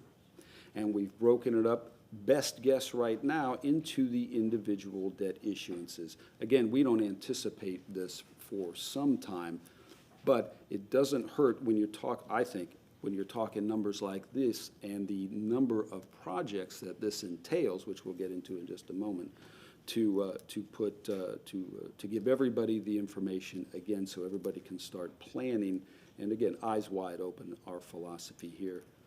Fire department, $136 million total on the far right. Public safety, other public safety projects, making up, well, again, the overwhelming majority. At the bottom, you've got mobility projects at about $36 million, some general government projects, and parks and recreation projects. This is a 50,000-foot view in your presentation and on the next few slides. We break it down by particular project and those particular debt issuances. So I want to reiterate, we don't have a particular fiscal year identified for these issuances. But again, as part of our long-term plan, we like to plan this out. We want to know what the inflows and outflows are, what we've got to do ahead of time to gear up for these issuances, both in terms of the market and in terms of council and the public. Getting ahead of the information and educating what we would like to do and why we want to do it. And again, I won't go through them item by item unless you'd like me to. They're in your presentation.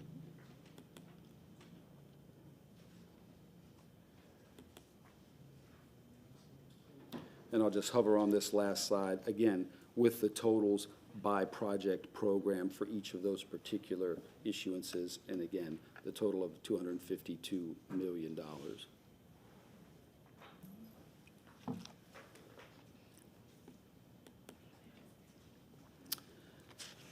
And wrapping up, here's the budget calendar. Again, I think the revised timeframes associated with sharing this information and well in advance of the workshops worked out last year. I think it's going to continue to work out. I'd like to see it be the new normal. I think council would too. We've got 2 workshops so far scheduled next month, and then the public hearings in September. And again, the budget will be available at noon today at this site.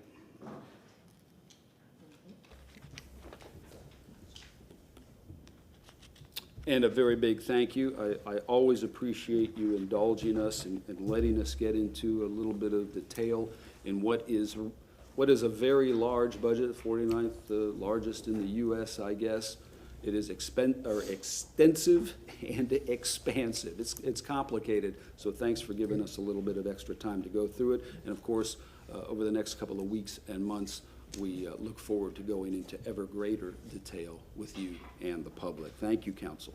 Is As there anything always- I can do for you? Yes. As always, thank you. Councilman Maniscalco. I just want to say thank you to you, to Mike Perry, your team, and Very kind, also thank you.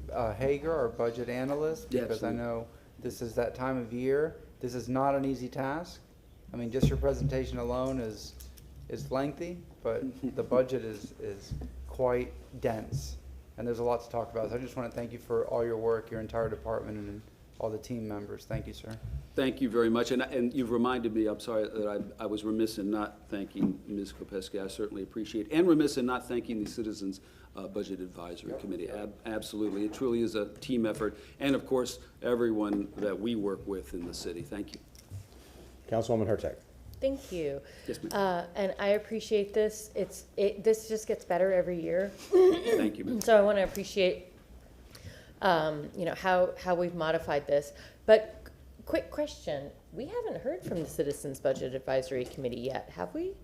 Not to my knowledge. I think Okay. they typically come in as a body during the public hearings. Okay, during the public hearings. I just wanted to double check on that. Obviously, there's going to be a lot of time for questions later, but I did want to just highlight a couple of things. Oh, you have the same things highlighted I do. Basically, the 2024 fund balance that we agreed on, I'm not particularly interested in changing that. All we hear is paving. Copy. All we hear is paving. And I heard it again last night. So I personally, and I know we already approved the 500,000 for stormwater. So that would just make it $3.5 million. Because quite frankly, stormwater really needs it. That's the other thing that we're hearing constantly. So I don't know that I would support that. And then I'm really confused. The only other thing, like I said, I have a lot of questions, but I'm just going to make these 2 points today, is the nonprofit. I thought that we had a brand new system where people were supposed to have filled out a form, apply for it. Now it seems like we're changing midstream. I'm not comfortable with having $100,000 that I have to allocate, because what if somebody wants 150? And then I'm not allowed to talk to these folks when I'm not on the dais. So I think that would be next to impossible. I don't have a problem with council as a whole looking at that $1 million. And from my understanding, previously we had done about 4 million.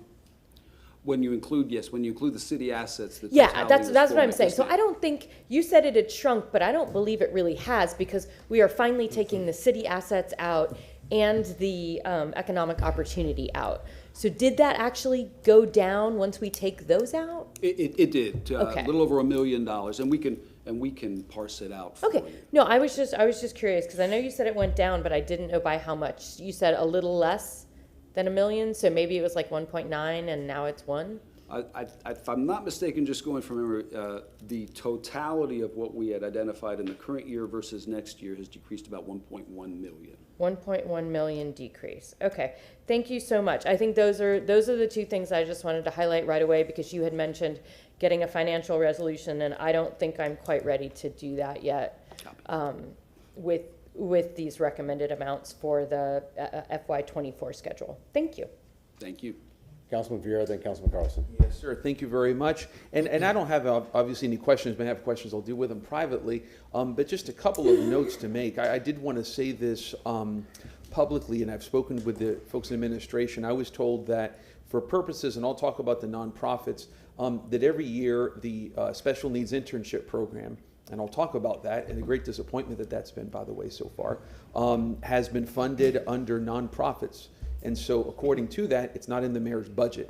I will fight that. I will contest that. We'll do everything I can to make sure that that's taken out of nonprofits. A couple of things, and this has nothing to do with you, Dennis, by the way, because that's not your ball game or whatever. Understood. But which is, number one, to make sure that we actually hire interns. We've done this for a couple of years, and I think we have 2 interns from that program. We're going to be hearing about that. And so, potentially taken out of the budget adds insult to injury. The injury is the few interns that we've had, and we've allocated the money, and then the insult is potentially that. So again, I will fight like hell on that, obviously, in terms of what's happened in the past and what we're going to do in the future, because somewhere out there is about a half a dozen or a dozen people with intellectual disabilities who could be working right here in the city of Tampa as interns, and they're not doing it now, and we can't let that go.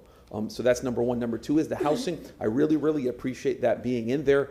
I think that's important, but we got to expedite that. We're running so late. We're running so late on that, and it's not just, I talk a lot about North Tampa, there's South Tampa. I saw something in there about Palmetto Beach. Let's talk about Palmetto Beach and the people out there that have suffered so much. They deserve this money. We got to expedite this. Right now, there are people who are not living in their homes, who are going through misery, who are going through hell from last year in October, and it's been a constant for them. So we have to expedite this as if it was us and treat people the way that we want to be treated if we got in an unexpected flood like happened to so many people after Milton, and make sure that we have their backs on that. I saw something in there about the K-Bar Ranch Park. Is any of that funded in this year's budget? You up top here? Because it was there, so. Morning, Council. Mike Perry, Budget Officer. We budgeted designed money in the 24 budget. Mm-hmm. And then we have construction money, I think, coming in the 27 CIP. So nothing this year? Nothing this year. So why is it there? Why is what? Why is K-Bar Ranch there? I mean, in other words, it's not funded in this year's Right, budget. but the list we provided to you are the projects the city is working on, whether or not they receive funding in the upcoming fiscal year or not. Okay, great. Okay, yep. And I always make note again, take a look at those things on the District 7 budget.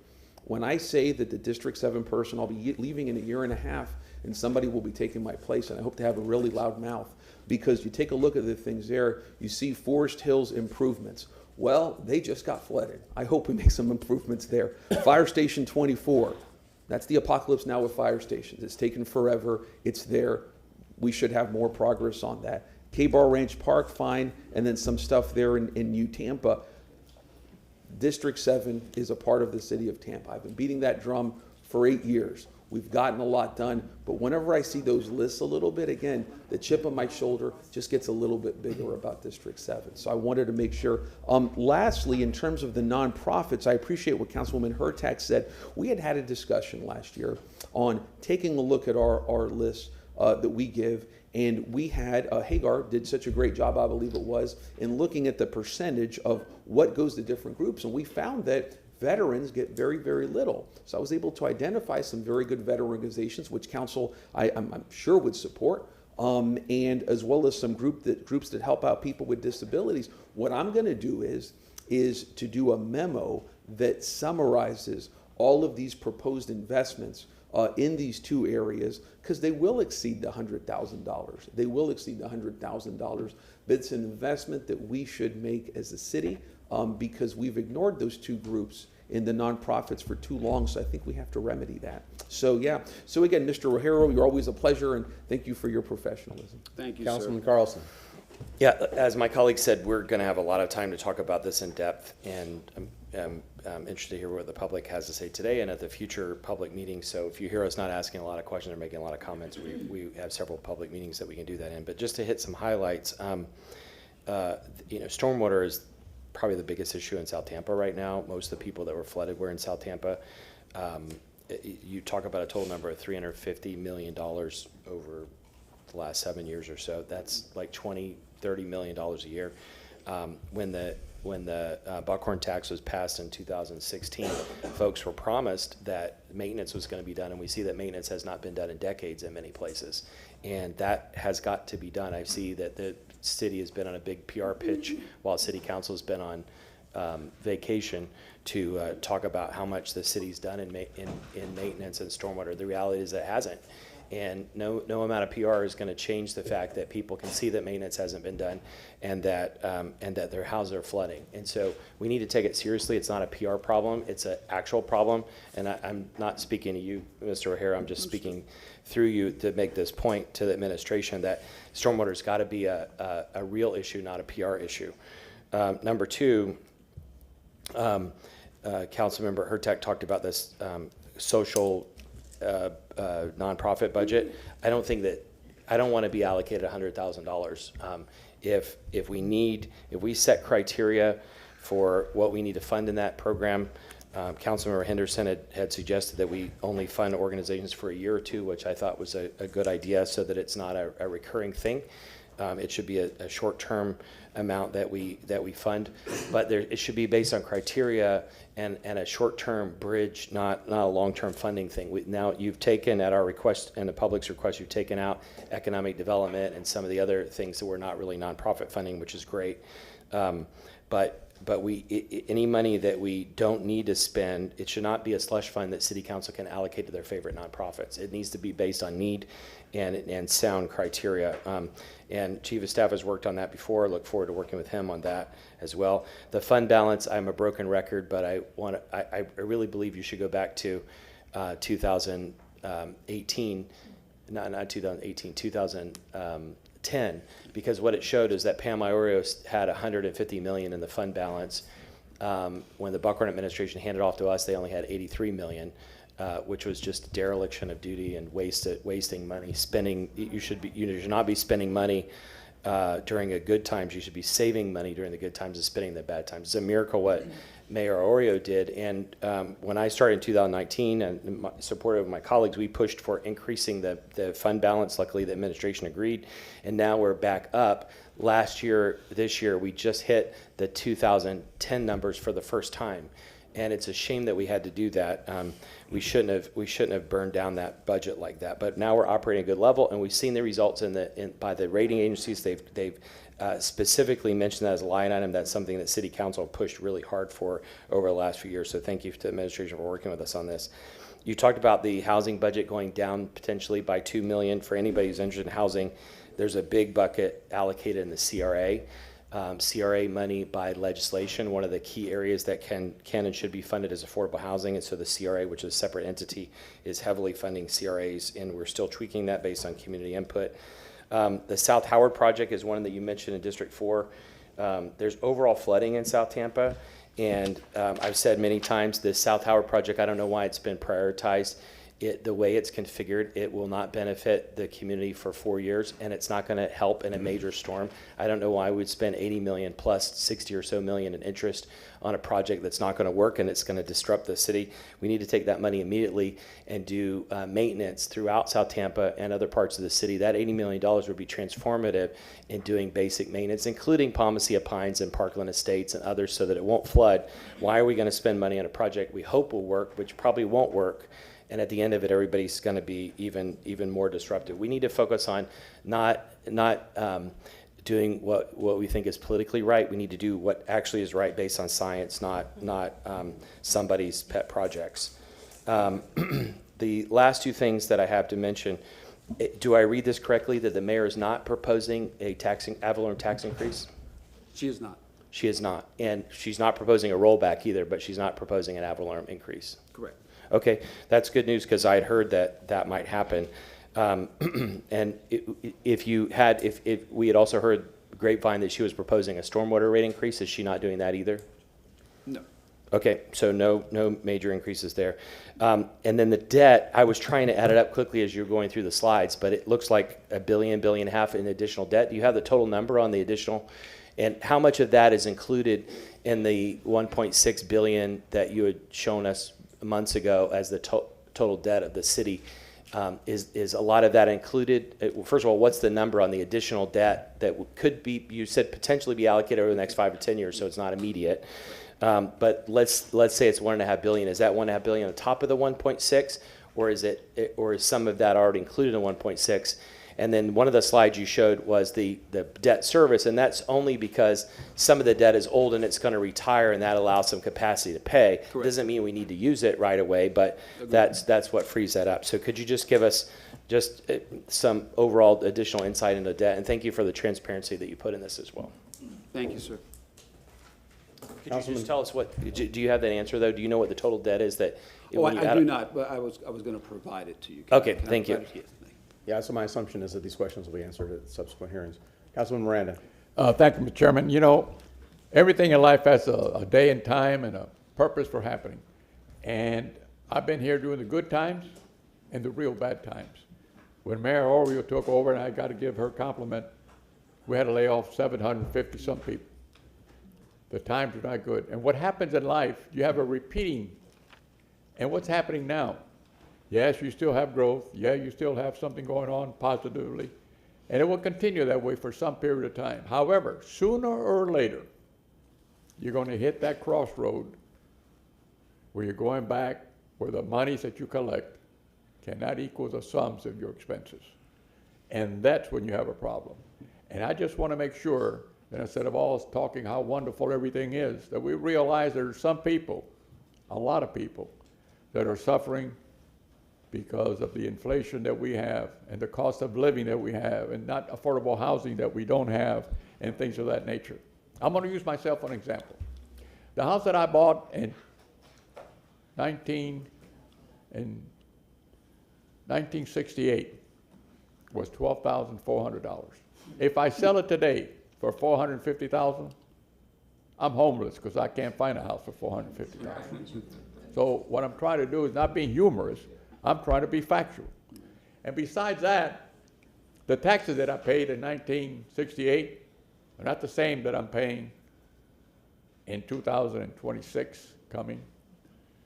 So we're putting pressure on individuals that have not had a rate increase like some of us have had in the last 20 years, that are working their butts off to make ends meet. And I'm not here to be a preacher. I'm just telling you the facts, and I'm not talking to you, I'm talking to everybody. So don't take it personal. I know you won't, and I've known you for a long time. You're a straight individual, and you do everything right, believe me. Thank you, sir. So what I'm saying is that you have to be cognizant of the fact, and I'm not worried about what Buckhorn did or Mayor Greco did. I'm worried about what we're doing now. And what we're doing now is setting the perimeters on what we believe the future is going to bring. But that future sometimes doesn't tell you the truth, even though factual looks like it's wonderful. We don't know what's going to happen in this country. I believe the general population is at edge about so many things. Every time you look at TV, there's a war going on or threatening you. I'm going to bomb you. I'm going to kill you. I'm going to do everything I can to hurt you. Every time you look around the streets, all the kids want to do is look at the little computer and make believe that's telling you all the facts. In fact, if you're a doctor, you don't know which way to go because you're prescribing medication, and on TV and on your cell phone it says, drink this or you're going to cure your diabetes. And it's got a bunch of people who are doing it, including people on TV that are getting revenues from it. What the hell's wrong with us? We're so confused in this life that we don't know which way is right, which way is wrong. And that's a problem we have as human beings. And it's not about you, it's not about us, it's not about the people in the audience or the people who live in the city of Tampa. It's what's happening to this country. I cannot tell you that whatever we built to help stormwater and keep the flood from happening is enough to stop what's coming. You know why? Because I can't tell you what's coming. But yet, we don't do anything about nature. This council turned down 5-2 just to put a park in, to put something that we wanted in it, which was solar. And it turned it down. We asked for it and turned it down. So I'm telling you, all of us in this whole country, you better watch out, you better look out what you do and how you treat nature. Because nature is the one that's doing the things to us that we've done to them. When have you seen all these hurricanes and tornadoes all over the country? People have never been flooded or flooded. Some areas have been flooding again.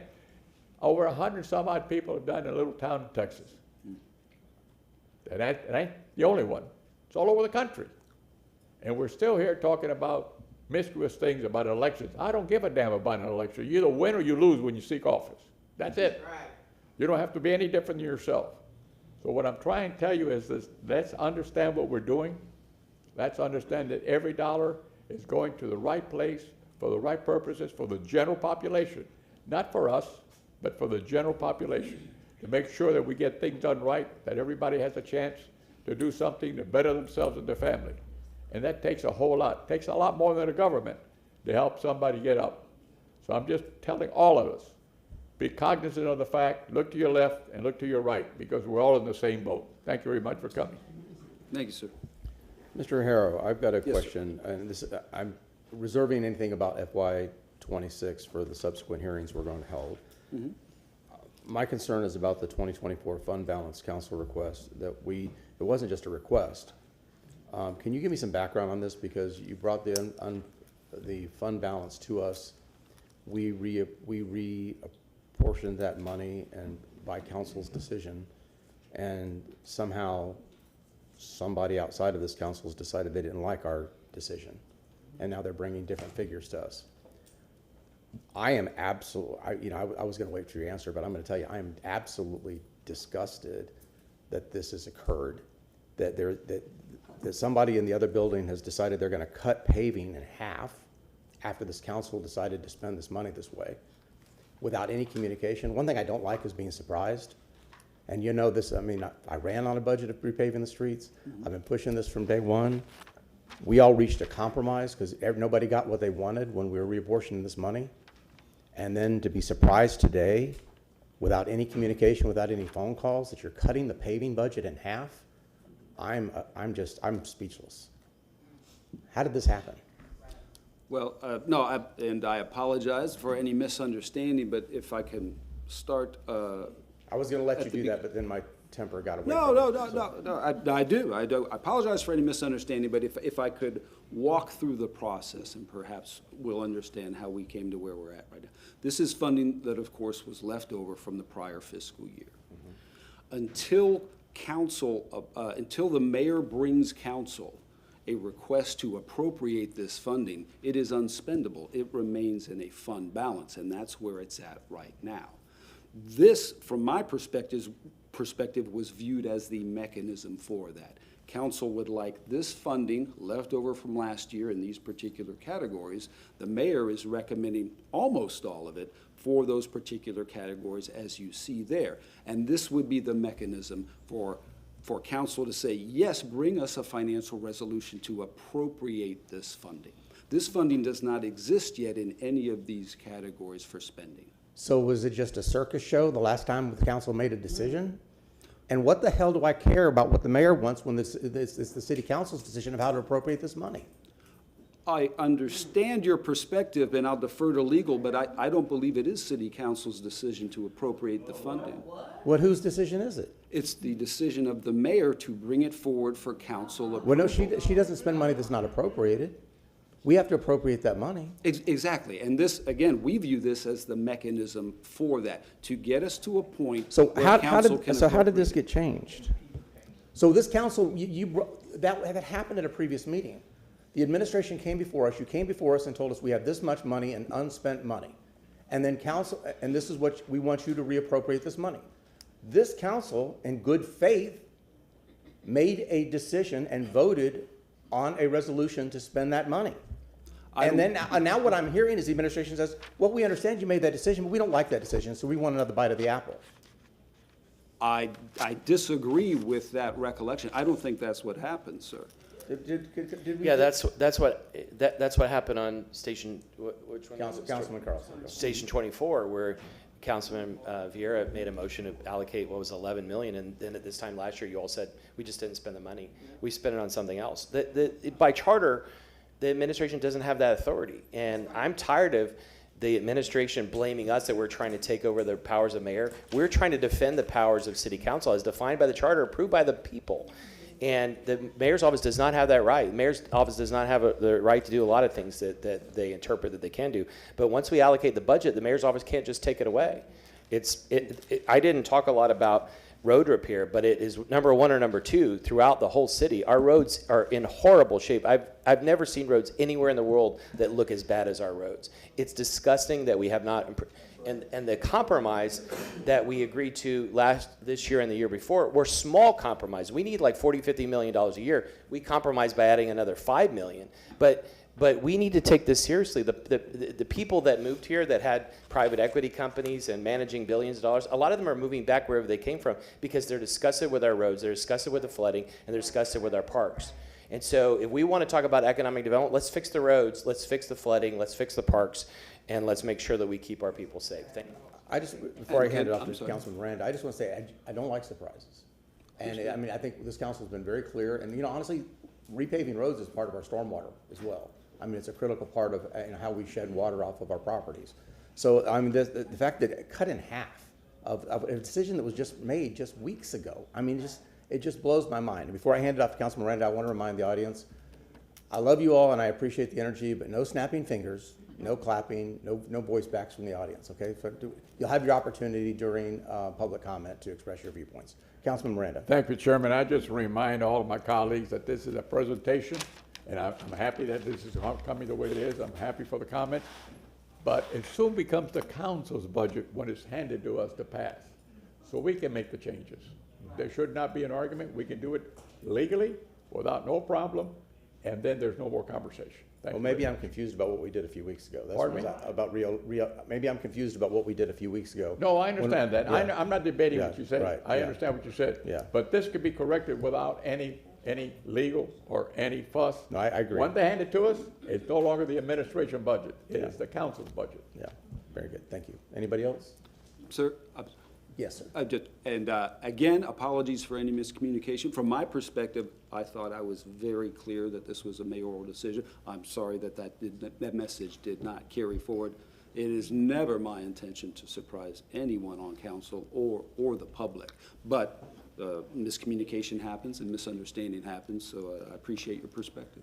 Okay, thank you. Thank Can I you. ask one more quick question? Councilman Carlson. Yeah, I think we need to get a public comment, but one more quick question. The mayor and some of the county commissioners the last few days have been talking about how it's essentially a done deal that the Rays are bringing a stadium here, or the new owners of the Rays will bring a stadium here. Is there somewhere in this budget that there's a budget for the city to apply money? We all see how tight the budget is. Is there a budget that the mayor has set aside for a Rays stadium? There is not. Thank you, sir. Thank now, you. Council at request is going to take a 5-minute break, and we will come back with public comment. 5 minutes real time, not council time. So 11:05.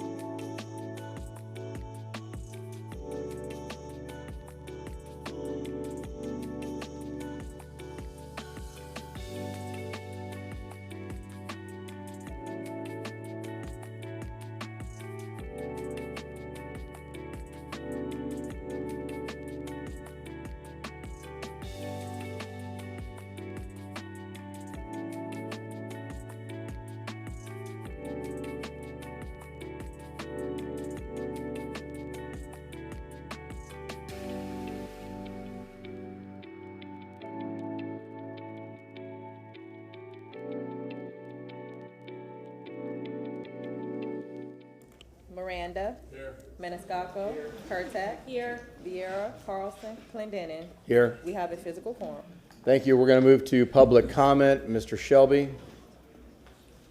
Yes, Mr. Chairman. Good morning. Good morning, members of the public. Martin Shelby, City Council Attorney, here to talk to you briefly about the rules for public comment and the decorum for today's meeting.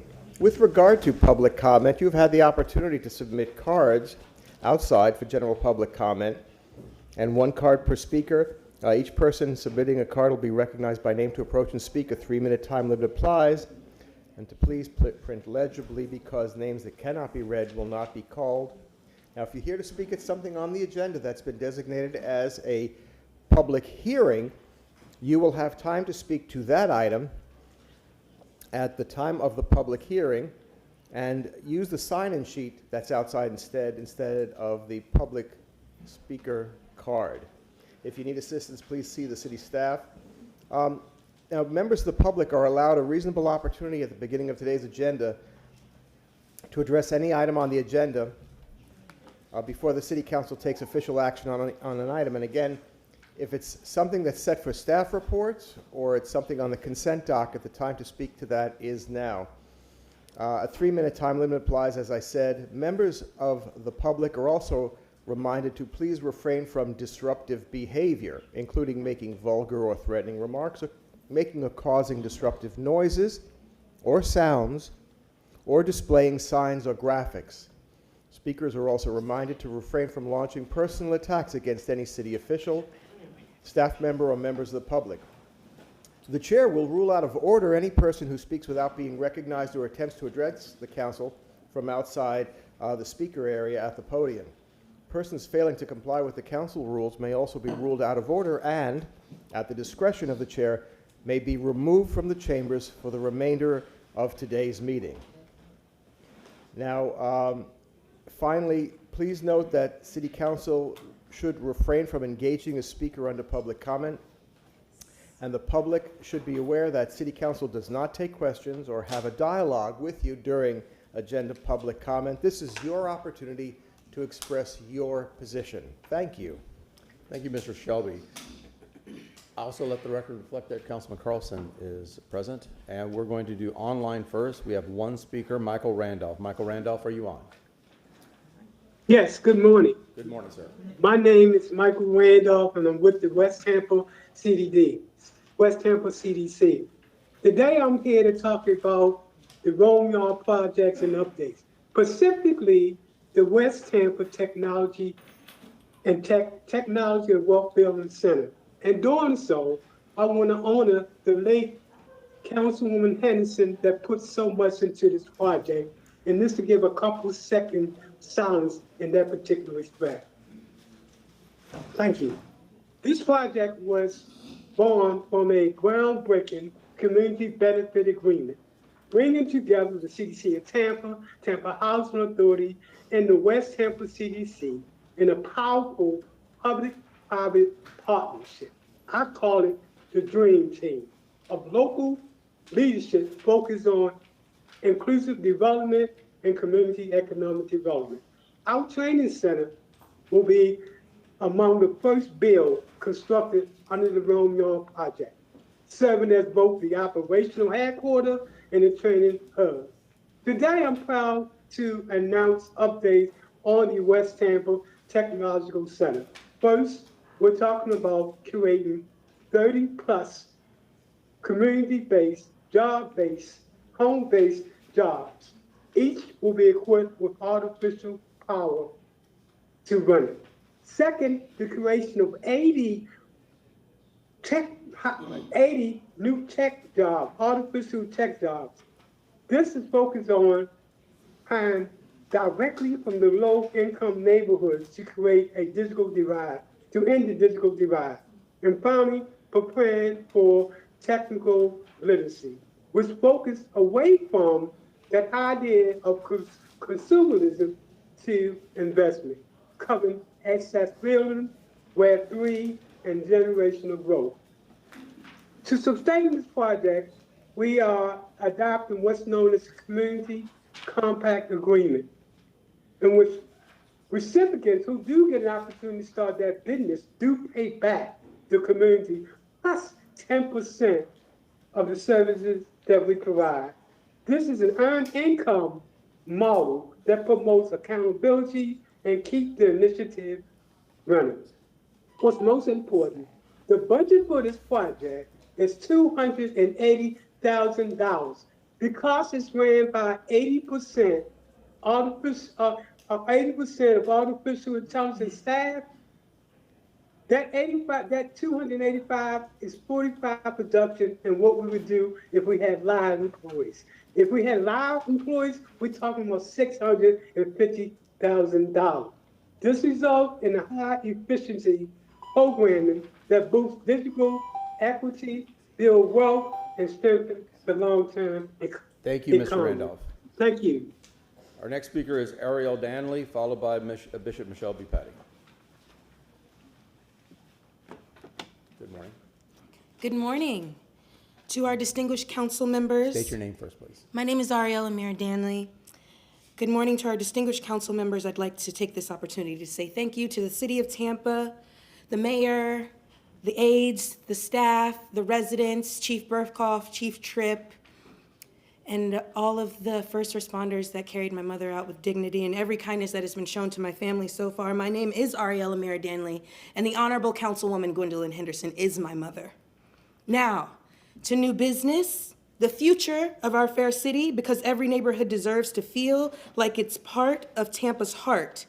I've spoken to dozens of residents, business owners, and community leaders in District 5 from East Tampa to Sulphur Springs, from Ybor to West Tampa, downtown, all the way to Palmetto Beach. Did I say East Tampa? Did I say Palmetto Beach?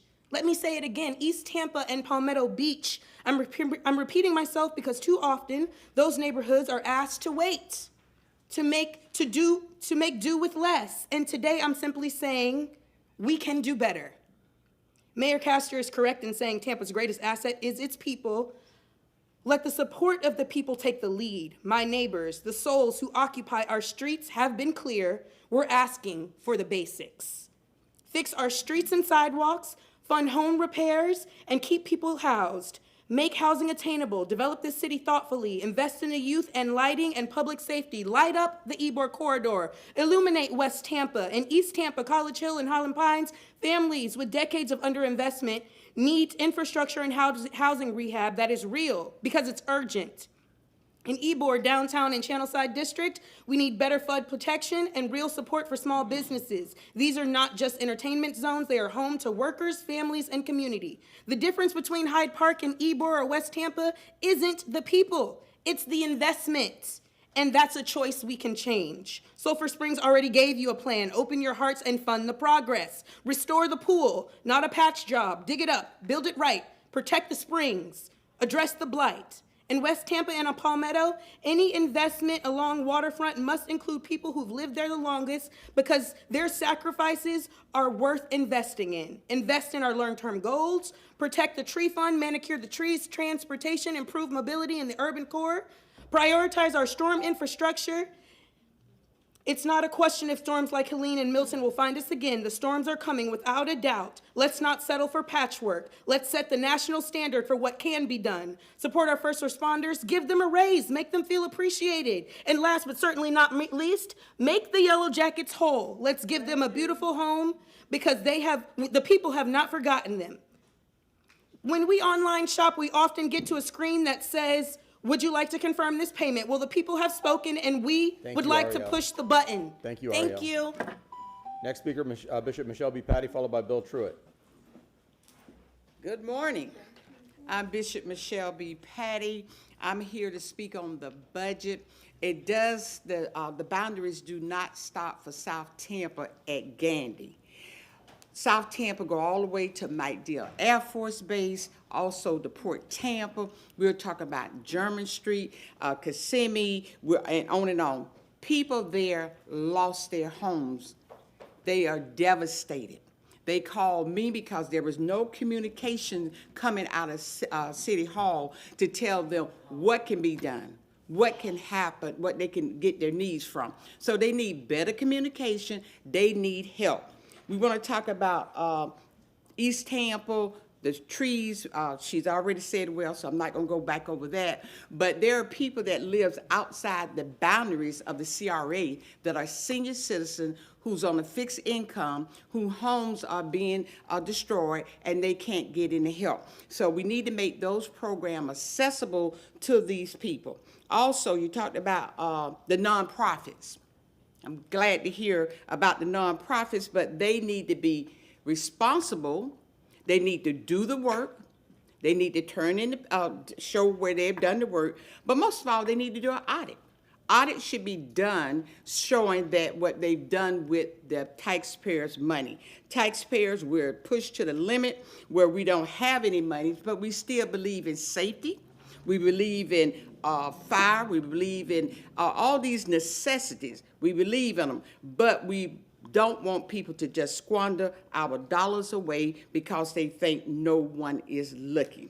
Also, we know that we don't have a council person sitting here for District 5 right now, so we're asking each one of you all to make sure that District 5 is not overlooked. Yes, we had floods over in Davis Island. Davis Island, a lot of people feel like they're rich, but when you have that devastation, it's devastating to lose everything that you own. I'm a native of Tampa, born and raised here. July the 22nd, next week I'll be 72 years old. I've seen the train tracks pull up off of Rome that never was before when we was living there. That area had always flooded out, but now that we are building these nice, fine homes and condos, we're able to invest in certain areas now that we have the money. So we want you to continue to really look at that budget, question the budget, and make sure that all of Tampa is inclusive when you say, I do to that budget. Thank you so much. Thank you. Bill Truitt, followed by Valerie Bullock.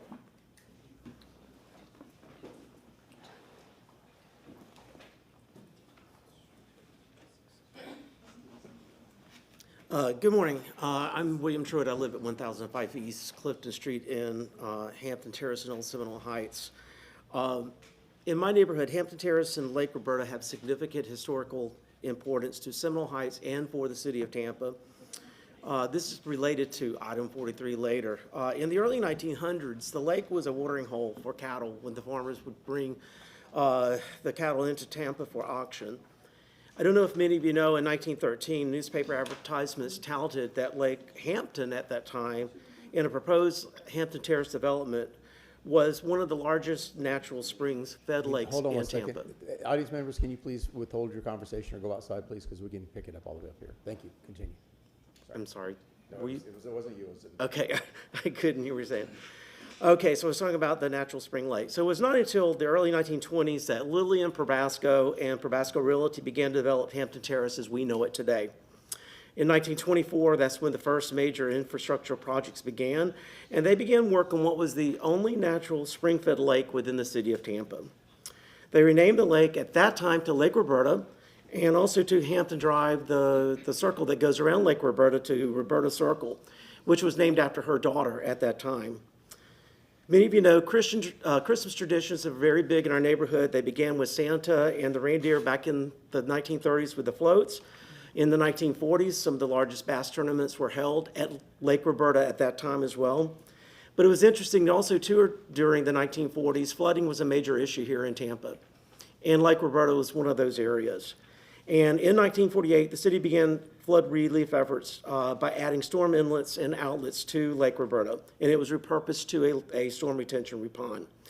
Lake Roberta has endured many ups and downs for the past 60 years. When I first drove into my neighborhood to look at my house in 2013, I rode around the circle, and my first thought was, oh, there's a green space. Down here, there's a little park.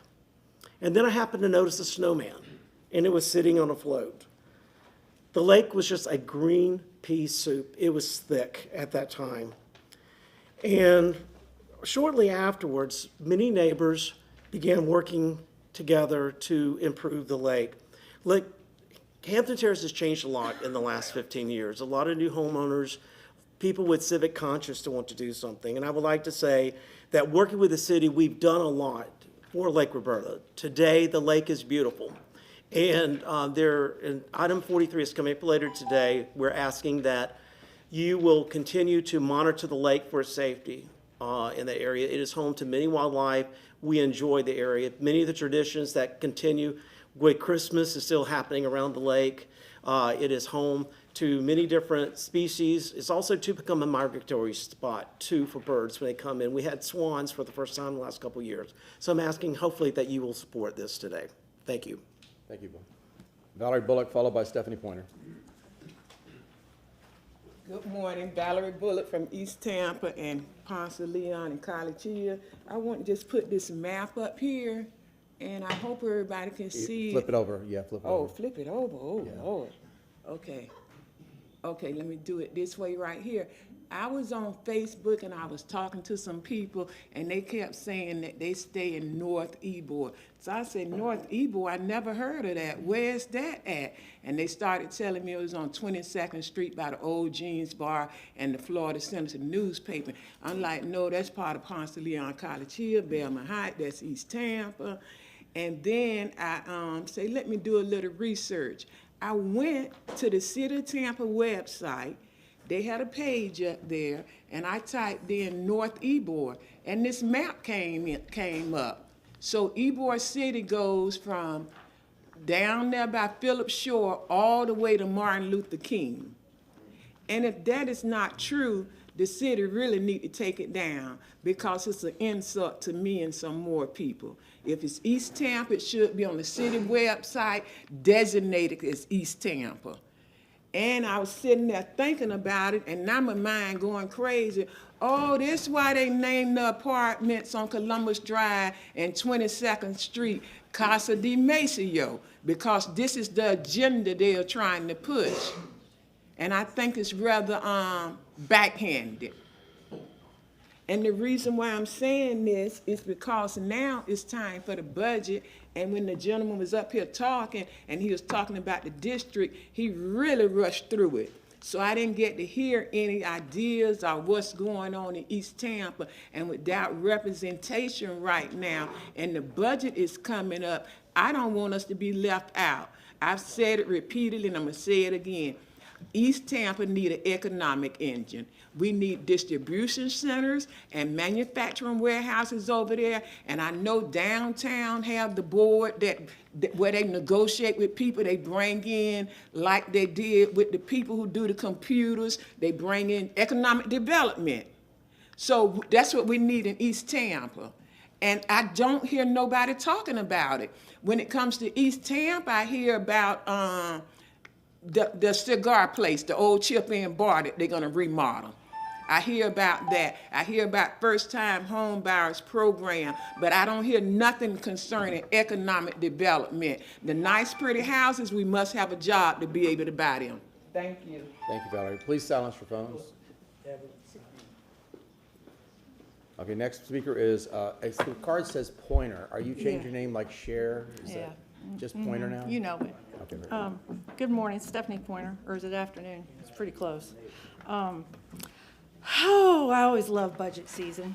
It's always so much fun. Of course, I didn't look at it till 7:30 this morning, but one of the big things that I noticed is there used to be 2 stormwater pages. Now there's only 1 stormwater page. We combining things where they were separate before. I noticed that. I started counting how many people who work for the city of Tampa are making over $250,000, and I've only gotten to like page 30, and there's 5 or 6.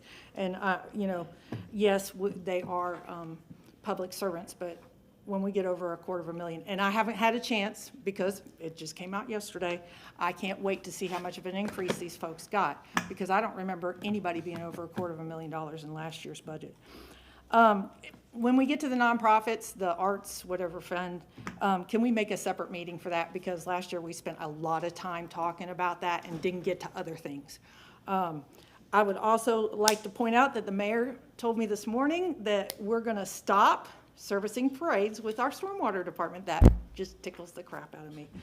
I'd also like to point out, since somebody wanted to bring up my community where I live south of Gandy. I breathe south of Gandy. I fed people after both hurricanes. I kept a community center open for an entire week every single day. So for somebody to come down here and say that city council and the city haven't done anything for South of Gandy, you need to come to the place where you're talking about, because I live there. Go back to Brandon. Don't come down here interfering in city stuff. If you don't live here, mind your business. And don't come talking about what I have done. Luis Vieira was washing dishes at the Legion. Lynn, Bill, they were there. They came to the community center where I was feeding people, making sure that they had a place to come and rest and get air conditioning and charge their phones and charge their equipment. And then somebody wants to come down here talking about they were forgotten? No, those people weren't forgotten. Everybody has talked to folks about city council. I've had personal conversations with John Bennett about it. Please, if you live south of Gandy and you have a problem, call me. My name is Poynor. Google me. You will see my phone number. Don't call people who don't live in our community for help, because they're not going to help you. They're too busy helping themselves to their own pocketbook. Thank you. Connie Burton, followed by Keela McCaskill. Good morning, Connie Burton. The highest funded law enforcement agency on the federal level is going from $8 billion to $28 billion. That's fact. And when I heard this morning's budget summary, I thought this was the twin sister to that. 60% of the entire budget going toward law enforcement and fire. And that's been a continual pattern, year after year after year after year after year. 10% only going to youth development. While we are watching and we are constantly saying how we don't have enough housing, and yet we are dependent upon the CRA, because you say you have that bucket of money over there now. But the CRA has been, in East Tampa, been forced to deal with infrastructure issues. J.C. Newman came to the East Tampa CRA, got $5 million for what? Infrastructure. And if you're counting on the county community development block grant money to facilitate your housing crisis, you got some people now on that county board that don't give a doggone about where people live and sleep. They gutted their whole housing project under Hope. So you're going to have to figure out some of this stuff for yourself. What we did ask for, we did not get, was that in the racial reconciliation package 568, there was 5 points we supposed to look at. One of them was youth opportunity.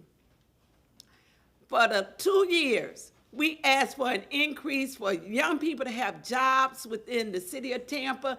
I think you was only able to get to 48. 72 wasn't a hard number, but 72 became a hard request if people didn't want to do it through parks and recreation. So we would like to see funding moving forward, not just for 72, because we need to advance that. Now we need to have funding that would allow 72 times 2, 144 for next year. We also need to make sure that we have money in the program so we can deal with different housing models. The mayor talked about ADUs years ago in her first administration, and yet we have seen nothing with that. We would like to see also those 5 subject matters that we discussed in the racial reconciliation, money set aside to deal with all 5.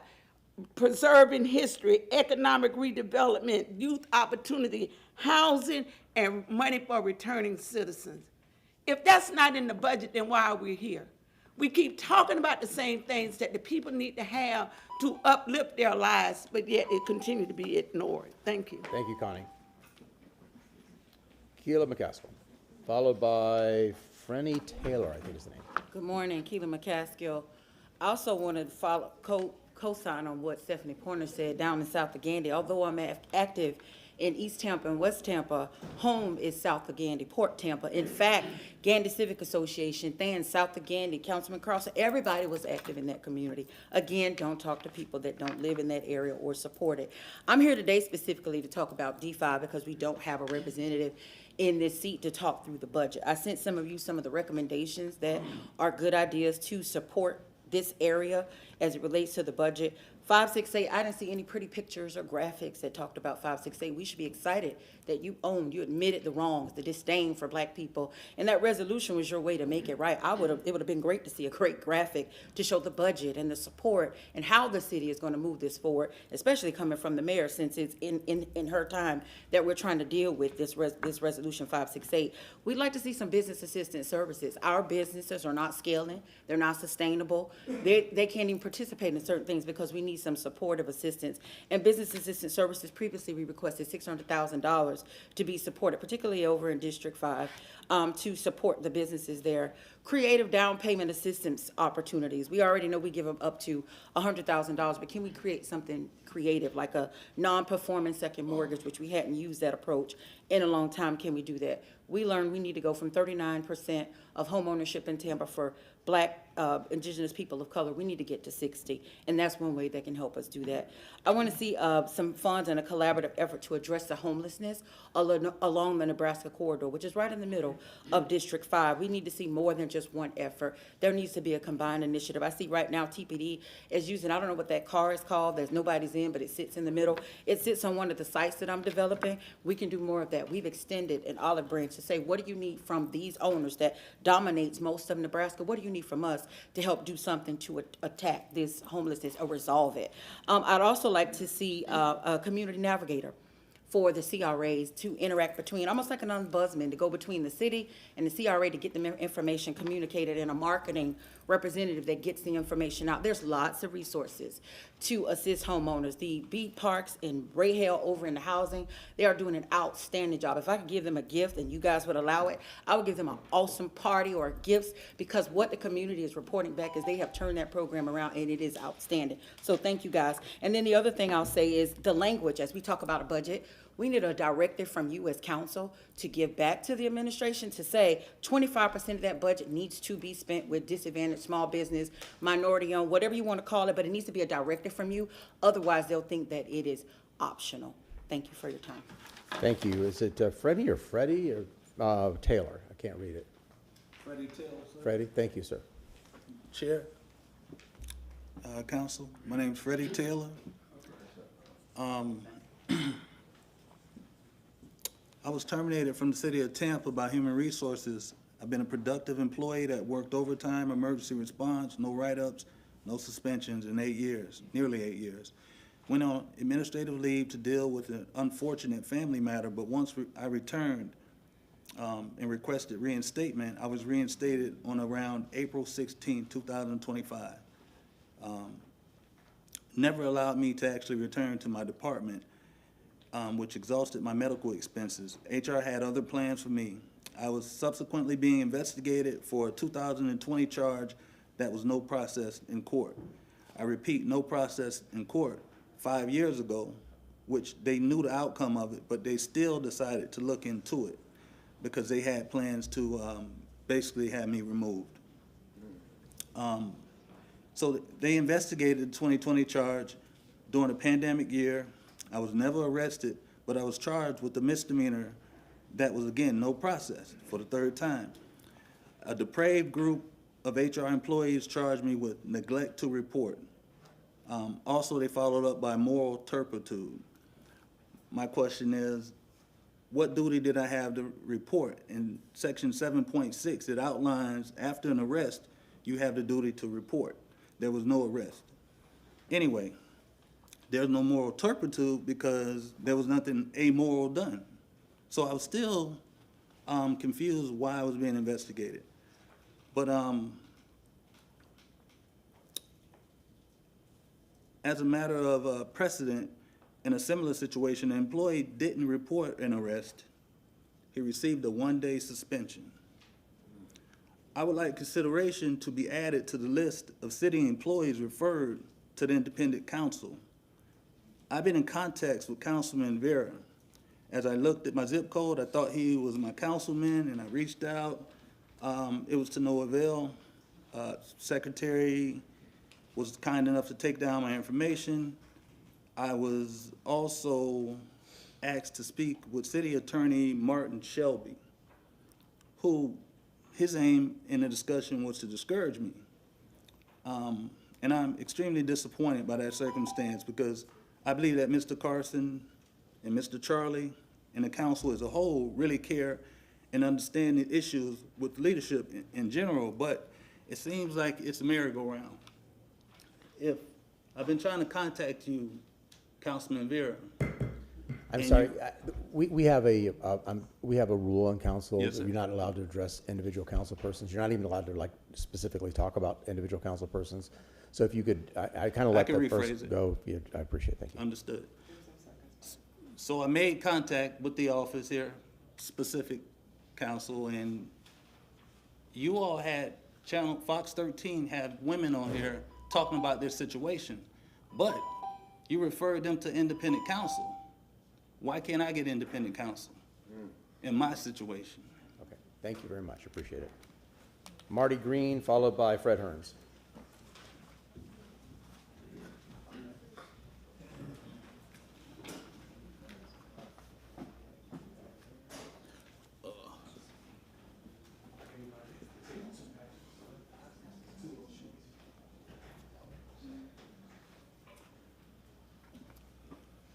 My name is Marty Green. I'm with the Mobility Department. This take 5 is for harassment, and it says it will not be tolerated in the city of Tampa with aggressive behavior. I had all hands on me with the director, the intern director Brian Campbell, and all the Mobility Department. It was like 9 supervisors, and the vice president of the union, and everybody that was there. I asked a question, and my question was to Brian Rogers, and he got aggressive with me, which is not tolerated with the city of Tampa. He got aggressive. One of the supervisors had to talk him down because he got aggressive with me. Then he said I got moved. I asked why was I moved from the one side of the department to the other side. He told me I was moved for being aggressive. Getting in an altercation. No, this is not being an altercation. That's why I called the city of Tampa Candyland, because he had 2 employees that got into physical altercations like Mandingos and Django, and nothing happened to them. They stayed together. Now, I move to this next one. We are citizens that's paying for the mobility department. We are funded by the citizens. So Michael Brown, he was using the city vehicle for his own personal reasons. And I wrote the email and I asked him, and he went back on the GPS and found out that he was using the vehicle. And then the response I received back that he'll address it, and everything that I told him was correctly. And going back to this, the emails, when I wrote HR and asked him, has it been a D88 disciplinary on Michael Brown? They told me, the response was, it was nothing on record. So therefore, he was not disciplinary about nothing. This is his second time using the city vehicles for his own personal business. Brian Rogers took the vehicle from him before for letting his wife use the vehicle to do run around in the city vehicle. Now, I am one of the ones that run the paving equipment. If I'm not here, the paving equipment barely runs. So therefore, to say that, I run it. Now, cutting that budget, we're short. It takes 13 to 15 people to run that equipment. It's only 7 to 9 people on each crew. Therefore, we're down. We're set for failure from the beginning. Stormwater, I know how to control everything that's dealing with stormwater right now. I got the blueprint. I know what needs to be done, but that's not my business. I stay out of that. But now, back to mobility, they cutting our budget. Why is they cutting our budget? They need to start from the top. Gene Duncan, Brian Rogers, Michael Brown, and go to Anthony Stafford, because he getting paid $100,000 for nothing. He don't know what he's doing. So therefore, we got Henry Cabanaro calling us monkeys. I gave y'all the papers 2 weeks ago. Ain't nothing done about it. HR haven't came to talk to me nothing about this when I feel offended, and I feel kind of a little afraid that Brian Rogers might come in here and do something. Thank you, sir. All right, thank you. Fred Hearns. Thank you, and good morning, council. Very glad to be here. I'm going to touch on a few different items very quickly. You heard from the chairperson of the Racial Reconciliation Committee, Connie Burton, a little earlier today. I also serve on that committee, or served. Please, and I know you have a lot on your plate, but if you have the opportunity, please look carefully at the recommendations that the Racial Reconciliation Committee has made. I know we spent a lot of time with Attorney Shelby and other folk who have assisted us, but there are some very important recommendations that we take seriously. We know you'll take them seriously also when you get that report. The other thing, I've served for the last 6 years as president of the Zion Cemetery Preservation and Maintenance Society, 6 years. And we're still working on the same issue we started working on 6 years ago, which is create a memorial site where there could be as many as 700 persons buried there, most of whom are blacks. So we are going to be giving an update to council very soon as a committee. I just want to mention as a heads up, Zion Cemetery Preservation and Maintenance Society is not going anywhere. We're going to continue to work on this issue. We think we have made some progress, but we need to make a little more. And so we're going to be bringing you an update as to where we are very soon. The other thing, thank you. I was not here. I understand that a vote was taken recently by council as it relates to an amphitheater at Perry Harvey Park. This is one of the many projects that Councilwoman Gwen Henderson had been working on. As I mentioned last time I was here, we had a ribbon cutting there actually in anticipation of what's coming. This has been an 18-year issue with me and a few other folk to get an amphitheater in that park so that when people have events, they don't have to rent a stage, which is very expensive. But the long goal is to create opportunities for small businesses to be vendors. I've looked for years at what's happened at Centennial Park. That's an excellent model. The same thing can be done on a regular basis, maybe monthly, at Perry Harvey Park, and to have a plan to give small businesses an opportunity to set up vendor shops in the park on a regular schedule with the cooperation of the city, Parks and Rec, so forth. And that's something that I'm looking forward to. But thank you for voting to look into the amphitheater. Thank you, Mr. Hearns. Thank you. Thank you. Harrison Lundy, followed by Matesna.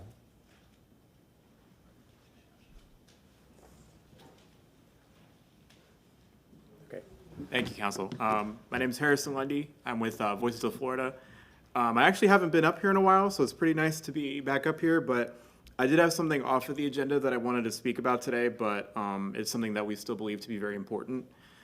3 years ago, almost to the day, I stood here and I spoke to the City Council about a group called Turning Point USA, and how when they came to host their conference in 2022, myself and a number of activists got together and we exercised our right to peacefully protest their convention on account of their political platform proving harmful to so many Tampanians and so many Americans.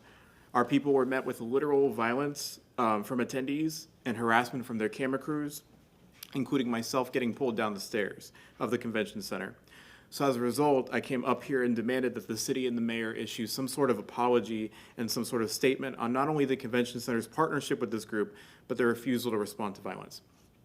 So I bring this up because it's 3 years later and we're back in the same spot. Turning Point USA, a group who has openly platformed hatred, racism, anti-Semitism, and bigotry, was in our city en masse again last week. And I watched the exact same thing happen. We exercised our right to peacefully protest and we were met with violence as one of our activists was knocked to the ground bleeding. I myself and another organizer were facing harassment from TPD, and our group was overwhelmed with their attendees and self-proclaimed influencers who came to harass and antagonize us. On some level, while we're not always going to agree, I do understand the importance of our city welcoming all groups regardless of political ideology, but there has to be a line drawn somewhere. we're in a climate right now where rights for immigrants, women, people of color, our LGBTQ plus community, our public services, and more are under attack. And when we permit a group into our community who has now twice attacked us, literally attacked us for defending those rights, we have to draw some kind of line. And we have to be able to say no to those who promote such visceral hatred to those who are different and diverse.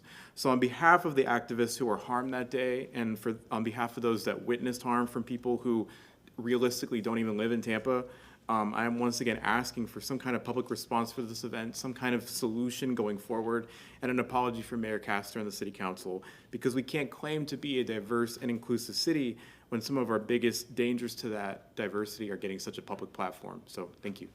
Thank you. Montesna, followed by Steve Scott. Uhuru, Montesna, Tampa, Florida. Uhuru means freedom in Swahili. And we as African people should always be thinking about our freedom. The seat of Hillsborough County government, or City of Tampa government, isn't located at 601 East Kennedy Boulevard, County Center, or 315 East Kennedy Boulevard, City Hall. The seat of Tampa Bay government is located at 1601 South McDill Avenue, Tampa, Florida, 33629, also known as the Palmacia Golf and Country Club. The Palmacia Golf and Country Club is a member by invitation only privately owned establishment. I personally would not step 1 foot on those white folks' private property because I understand the sanctity of private property from a colonialist and capitalist perspective. There are severe consequences for violating the codes of private property ownership. Alternatively, the United States Constitution in the First Amendment gives certain inalienable rights to all individuals. Historically, various Tampa mayors, Tampa city councils, and Tampa police chiefs have a tradition of compromising or circumventing certain people's constitutional rights. This Tampa City Hall is a public building in which at selected times individuals are allowed 3 minutes to express their thoughts about agenda items or the state of affairs. On many occasions, when certain people attempt to articulate their thought process, they are disrespectfully interrupted, insulted, humiliated, provoked, intimidated, and bullied into conforming their thoughts to be representative of white power, white nationalism, and white Western civilization. I personally has faithfully attended city government meetings for the past 40 years to speak on issues important to poor and working class people, disproportionately African American people. I've spoken about issues ranging from too many liquor stores inside of the African American communities, police violence, no city services, housing, employment, lack of youth opportunities, insensitivity, reparations, Palestine, driver's license suspension, the prison industrial complex, racism, child support, 825 years of oppression endured by Africa and African people, 26%, and other issues. I will not accept and do not believe that anyone on this planet Earth has the right or privilege or opportunity to tell me how to speak at a public meeting. I personally would not allow my mother, father, sister, brother, children, friend, associate, stranger, indigent, or wealthy person, Martin Luther King or Malcolm X, tell me how to speak and when. I'm not about to allow a white homosexual or gay man in city government tell me how to represent the community or African people. Thank you, sir. Thank you. Steve Scott, followed by Pastor Frank Williams.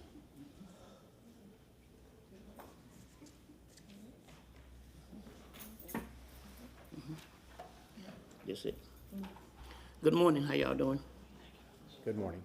Yes, I'm here. My name's Steve Scott, and I'm here.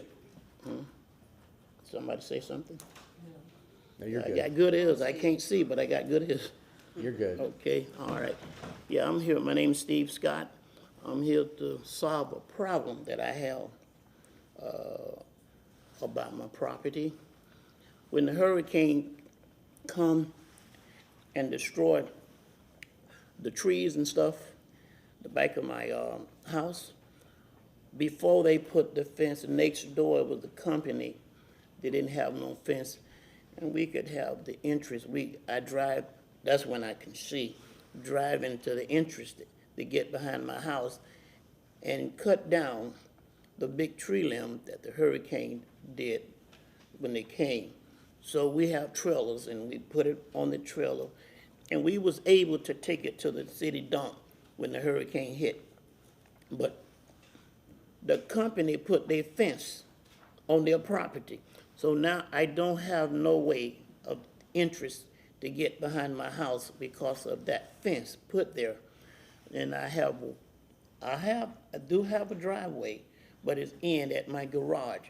I can't drive or get behind my property because that driveway in at my garage, there's no way to get behind my property. So I've been calling and trying to get something done about it. And all they was telling me, well, you can't have but one driveway. You can't have but one driveway. But I don't have no way to drive behind and to do some work when the hurricane come, because that fence that the company put up, there's no way. So I'm trying to get help. I'm trying to figure a way. I'm trying to get some help where I can be able to get on my property during the hurricane. So now, the last hurricane come, I had to get somebody to come and help me, but they had to bring it out, drive it all the way out to the driveway because they couldn't get behind my house. So I'm here to try to get some help. I need entry to get on my property. I need somebody to guide me how to do it, help me how to get on my property on the left side of my house. That's what I'm here for, to try to get some help. And who will I contact, or who would I talk to? Mr. Bennett, can you get somebody to speak with them, staff?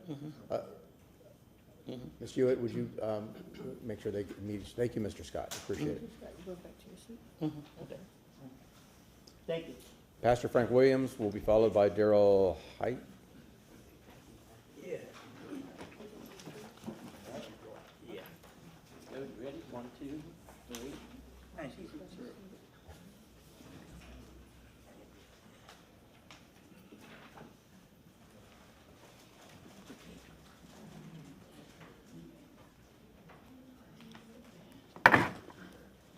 Thank you.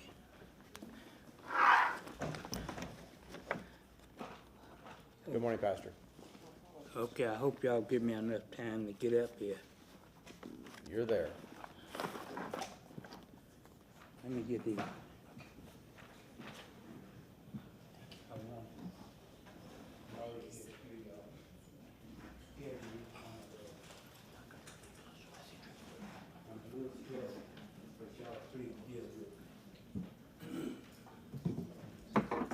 Clerk, will you reset the time to start it now? You know, the guy here, city legal staff, they're not legal. I called them and set up appointment with them. My secretary set up appointment with them one time. They told me they'll call me 9:45. I sit there by the phone, 9:45, no call from them. Then I set up another appointment with them another time. And you want to know what time it was? They called me, told me to set up appointment at 1:45. You know what I did? I set up appointment with them 1:45. They never called me. The legal aid staff, they're not on the job. And just like a lot of us, we're not on our job. But I got something to read to you. I don't play at the Legion to no flag, or the flag can't do nothing for me. I pledge allegiance. I pledge allegiance to the flag of the United States of America and to the republic for which it stands, one nation, under God, individual, with liberty and justice for all. There's no justice in the United States for people of color. We suffering, going through a lot. You know what they did? They took my property away from me, and my son and my daughter had to collect over $18,000 to keep me in my property. And that's all coming from these people right here. They don't give a damn about me, and I can understand why. Because I'm a man of color, and I try to do the right thing. I've been here, they done took my church, right down 1112 East Scott Street. They took it and gave it to the white folks, my church. And they done move all my stuff out of there. They done stole it and everything. They don't care nothing about us. We got to care about ourselves. And so this one, good God Almighty, that's my time up. I told you to leave that clock alone.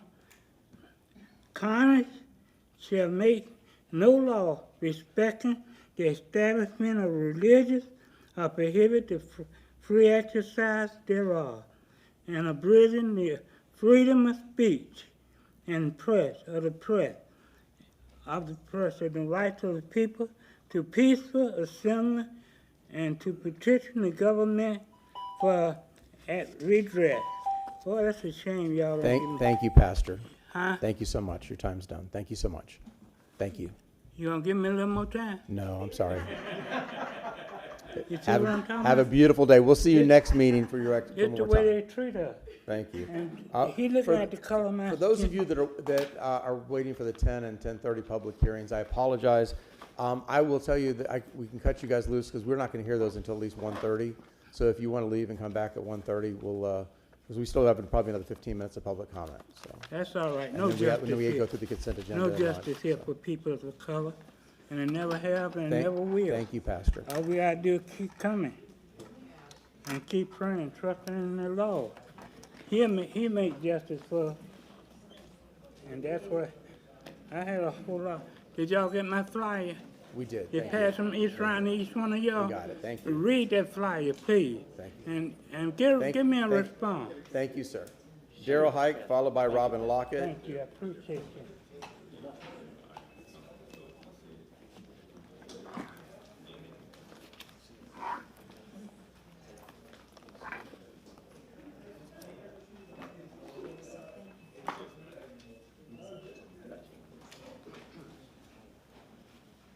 Good morning, Daryl.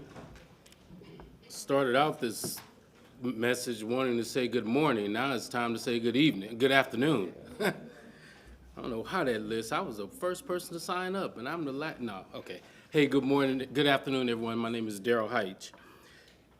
Ybor City shooting, you found money. When developers were looking to build and expand their legacy projects and various things throughout the city of Tampa, finding land, you found money. A legacy for-profit organization inside the city of Tampa that wanted to continue their family legacy by utilizing historical buildings and artifacts of various things, you found money. Yet, 5 years ago, resolution number 568 was written. Apologies were given, conscious understanding of the ramifications of correcting the wrong, and yet you never even mentioned the money. This reminds me of April 14th, 1865, when the bullet rang out in the Ford Theater at the assassination of President Lincoln. President Lincoln had put in place laws and things to assist black families who had been hurt, harmed, and injured. He offered these black families 40 acres and a mule. And no sooner than the bullet rang out in the Ford Theater was President Johnson and those who were inside of his cabinet working to rescind that particular law. And ultimately he came back full circle and said, well, you know what we'll do? We'll call them sharecroppers. When I look at resolution number 568 that was established September 3rd, 2020, it is synonymous to that exact same situation. Because what happened last year in April of 2024, we switched the game and called it resolution number 377. And when we switched the game and put it in resolution number 377, we essentially put us right back into a sharecropping situation. I'm asking you, as the mayor just got done stating when she was doing her speech and she was speaking over the budget, the mayor said, we are a city on the move. She said, we're a city on the move.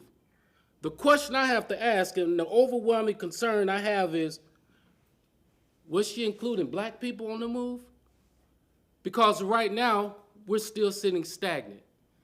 And you all have an excellent opportunity to make a difference. Thank you. Thank you, sir. Robin Lockett, followed by Surgret Doss. Good morning, Robin. Good morning. Oh, excuse me. Good morning, council. Just have a few things I want to talk about. I look forward to deciphering what's going to go into the budget because of course, I'm looking for the Yellow Jackets to be made whole again. And I'll be sending you guys an outline of what that looks like since I get the question all the time in regards to what are you looking for? So it'll be an itemized look. Also, I'm interested in exactly what Sulphur Springs is going to look like because I've heard the verbiage about Sulphur Springs, so I'm looking forward to seeing what that is going to look like. It was said this morning that the county is getting $709 million for disaster relief, the CDBG money, DR. That's strictly to make people whole from the disaster. It's not a regular housing fund. The county has stated that they're going to spend, I think, $368 million towards housing, but they're going to handle the whole housing fund. They're going to, so they're not going to divide the money up. They're going to have one big housing, I guess, I don't know. They're going to handle the money. So that money is not separate for regular housing. It's just for disaster recovery. Just making, just giving clarity to that. A couple people have talked, came up and spoke about Resolution 568 and so forth. You should have received a letter from us. So I'm not sure if we're supposed to make a motion to have those additional days added or whatever, but I look forward to the report that's going to be created, it hasn't been created yet, of the recommendations that we're going to send you guys. So thank you. Thank you very much. Surgret Doss, followed by Naya Young. Hey, good morning, Surgret Doss, and I guess my shirt is a little bit more appropriate than I thought. And I get a lot of people, I'm getting to the attorney because, interestingly enough, this issue is about accountability when it comes to attorneys and judges. But to the brother who was speaking about his issue within the city, if you're a union member, I think it's very important that you take the time to learn what's in your contract. I used to be a union steward for the Teamsters, and I understood how important it was to understand it, and the bargaining unit needs to know that as well. And just in general, black folks, we need to learn the law, because they're obviously going to, at some point, violate your rights under the law, so you kind of need to know what's going on. But let's talk about a double standard. What black folks could never do that white folks can do is ascend to certain positions. Like, black folks could never become attorneys and walk into a courtroom and just lie and expect no accountability. Black folks can never become judges and allow a lie to be told blatantly in front of you and not sanction the attorney who made that the misleading comment, or actually the outright lie. In my instance, now we have attorneys, and I'm going to say their names, and I really want them to say something about this. I'm talking about Raymond Haas of HD Law Partners. I'm talking about Dale Parker of Banker, Lopez, and Gassler. I'm talking about John Y. Mueller of Butler, Katz, Craig, and I think he's a partner there as well.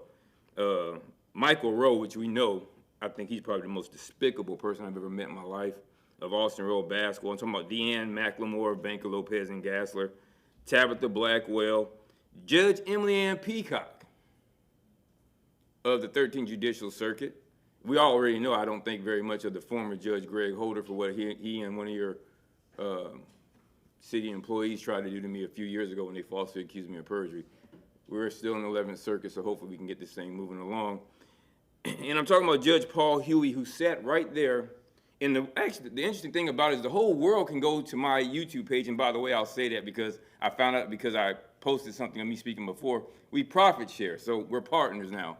So go to my YouTube page and just watch and listen to these people lie. See, like my shirt says, a nigga could never, ever hope to get away with some of the atrocities that white folks allow crackers to get away with across the street. I want to close by saying this. I want to shout out to the University of Tampa, University of Jefferson High School for naming the auditorium after the late, great Gwendolyn Henderson. I have a tremendous affinity for that institution, even though I probably didn't give them the best efforts I could have when I was on the football field because I'd already joined the Army. So I just celebrated my 40th year of joining the military. I want to stop hearing lip service about veterans. Take care of them. Y'all take care. Thank you, sir. And Ms. Young, last but not least. I slaughtered your first name, didn't I? That's okay. Good afternoon, council members and fellow Tampa residents. My name is Naya Young. I'm very happy to be here today. I stand before you as a Tampa Heights resident, also a District 5 resident. Tampa is growing every day, and with that growth comes incredible diversity, diverse communities, each with unique backgrounds, experiences, and needs.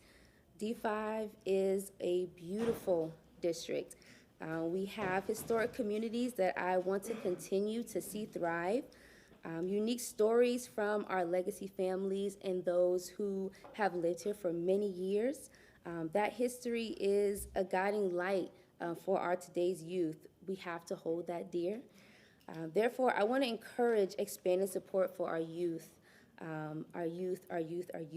our parks programs, our community pools, our seniors, again, who are gems of the District 5 communities, housing, and economic development just to uplift our people in our community. I've seen myself the beauty that comes from investing in our youth and listening to our communities. When we invest in our youth, ultimately we are investing in our future. We are building the future for them, so it's only right that we continue to invest in them. When we listen to our communities, that's how we foster that collaboration, and that collaboration leads to shared economic growth. Sustainable growth means more than just managing development. It means creating opportunities that lift up our entire communities. It means ensuring that as Tampa grows, we grow together with collaboration and goodwill guiding our path forward. So I thank you all so much for listening, and thank you for the work that you do. Thank you very much. One more speaker, Ron Weaver, please. Thank you very much. Ladies and gentlemen, I rise on occasion of twins. I have twin grandsons, and I was raised by two twin cousins. Ron, will you say your name, please? Ronald L. Weaver. I rise on the occasion of twins, not our twin grandsons, and I was raised by two twin cousins, having no brothers. The twins I rise for are George and Leonard Levy, about whom it is possible that this city, your city council might name one of your future major projects in honor of the amazing twins, George and Leonard Levy. When Solomon and Simi Levy looked at these little identical twins on July 25, 1933, in the middle of the Depression, I wonder if they wondered what might these little twins do alone or together to change the shape of Tampa. These twins, Leonard and George Levy, Leonard went off to the Marines, served as a captain, came out as a captain, and then he didn't inherit Hillsborough Printing from his dad. He worked as a sales representative and grew over 30 years to own the majority interest in one of the premier companies in all of Tampa, Hillsborough Printing. But it wasn't in printing that we see that Leonard and George Levy changed the shape and redeemed all the hopes of Solomon and Simi Levy on July 25th, 1933, because he would chair the Tampa Sports Authority and get us a Tampa Bay Buccaneers team. He would then, as he got that team, turn around and say, now let's get a Super Bowl, and he did, and then we got 3 or 4 others, only because of Leonard and George Levy. Leonard Levy will be 1994 Civitan Citizen of the Year. In 1999, he will help get us the national Final Four for college basketball. In 2017, he will get us the inaugural football playoff game, Clemson, Alabama, here in 2017. And then his business, Hillsborough Printing, will be not only a company of ethics, but the University of Tampa will give him their Center of Ethics Award to Leonard Levy. Leonard Levy and George Levy have changed the shape of this community.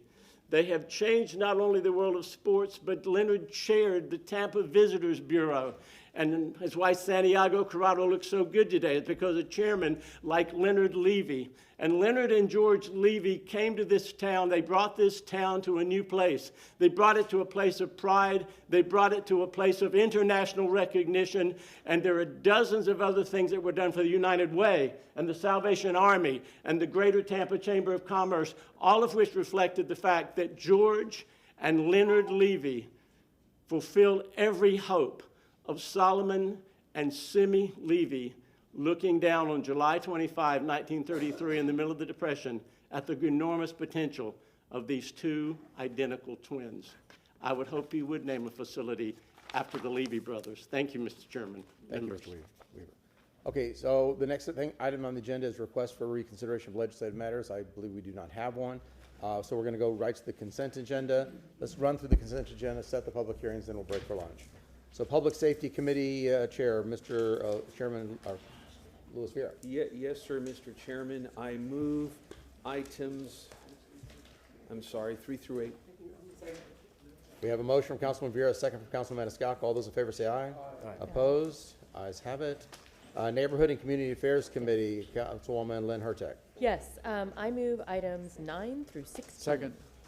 We have a motion from Councilwoman Hertek, a second from Councilman Maniscalco. All those in favor say aye. Aye. Opposed? Ayes have it. Infrastructure. Chair. I'm sorry. Could we Carlson. just vote on 19 separately, please?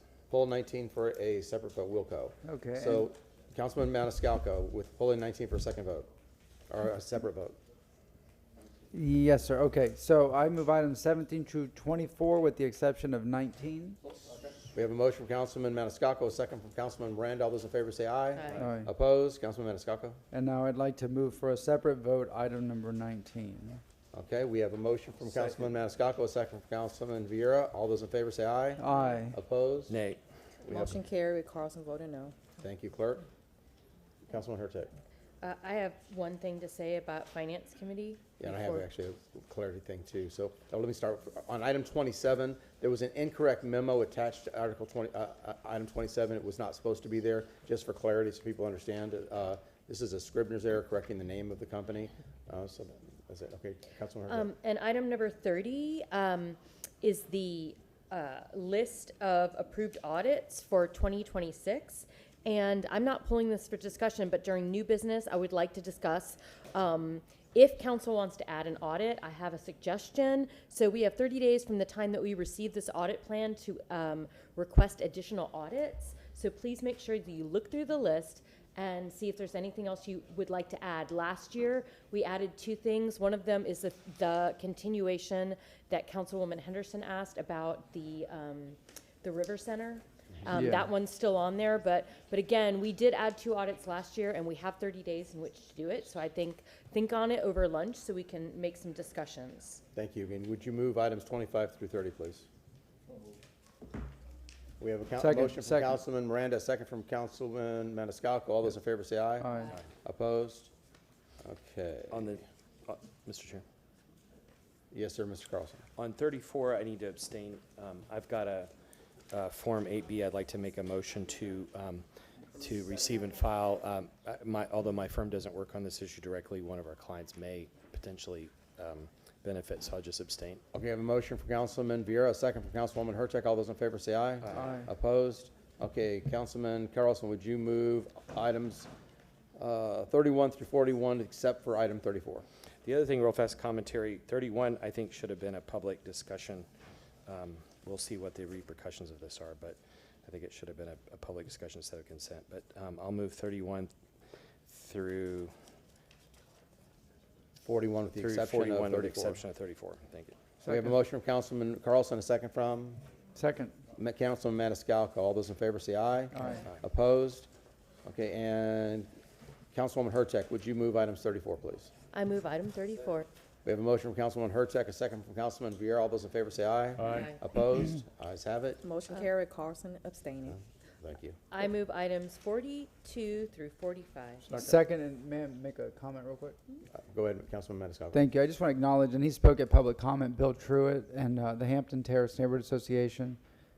Well, I think that's the official name. But anyways, Bill Truitt and Brian Fry and others are constantly, monitoring the quality of the water and in Lake Roberta, and they're very, very involved in their neighborhood. And we met recently, Mr. Truitt in my office and whatnot. So I'm glad to see this on the agenda and that things are moving forward in regards to the water quality monitoring in Lake Roberta. That's all.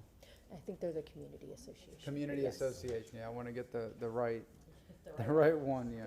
So we have a motion from Councilwoman Hurtak and a second from Second. Councilman Maniscalco. All those in favor say aye. Aye. Opposed? Move Aye. to set items 46, 7, and 8.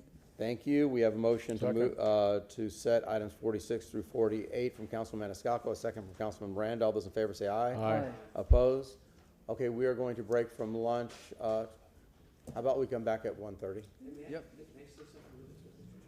Yes, sir. Thank you very much. Two things that to let council know, I was going to request, we have, I think tomorrow for the nonprofits, some documents I was going to request. I feel like I'm in court, but a 1-week continuance on that if I may, because some groups that I'm talking to may not have that ready. I don't think there's an issue with that, but I just wanted to say that. And then second, I'd be damned if I didn't say this, which is there was something in public comment said that really pissed me off about our chairman, and I ordered a bunch of pride pins, and I'm going to wear it next week because people who talk like that, we can tell them to go to hell. And that's all I'm going to say. I'll Thank second that. I want to say something about something else about public comment, and I want to just make sure people understand, listening to the public. There's a lot of personnel issues, and while you're perfectly free to come to City Council for a public comment, just understand that this council is not part of the human resources, your appeal process. If you're represented by a labor union, you have a negotiated agreement that you work through. If you are not represented, but there's a personnel manual and there's legal steps that you can take. Unfortunately, the City Council has no role in that whatsoever. So while you're free to come and express those viewpoints and your 3 minutes of public comment, there's really not much. We're not a part of that process, and as members of City Council, we can't really help you in that process because we're not part of that chain of command. Councilman Carlson. If I could just add to that, the legal department has told me, I assume the rest of you, that the only thing we can do when an employee comes to us, because I've had a bunch of calls, which I've even had to turn over in public record searches, but when somebody contacts us, all we can say is you need to contact HR or you contact a lawyer, and that's it. We're not allowed to have other conversations with it, which is very frustrating because I would like to solve the underlying issues, but unfortunately, we're not allowed to. Yeah, there's a process. Okay. Anybody else? Councilman? 1:30? 1:30. Here we go. Bon appetit. Bon appetit.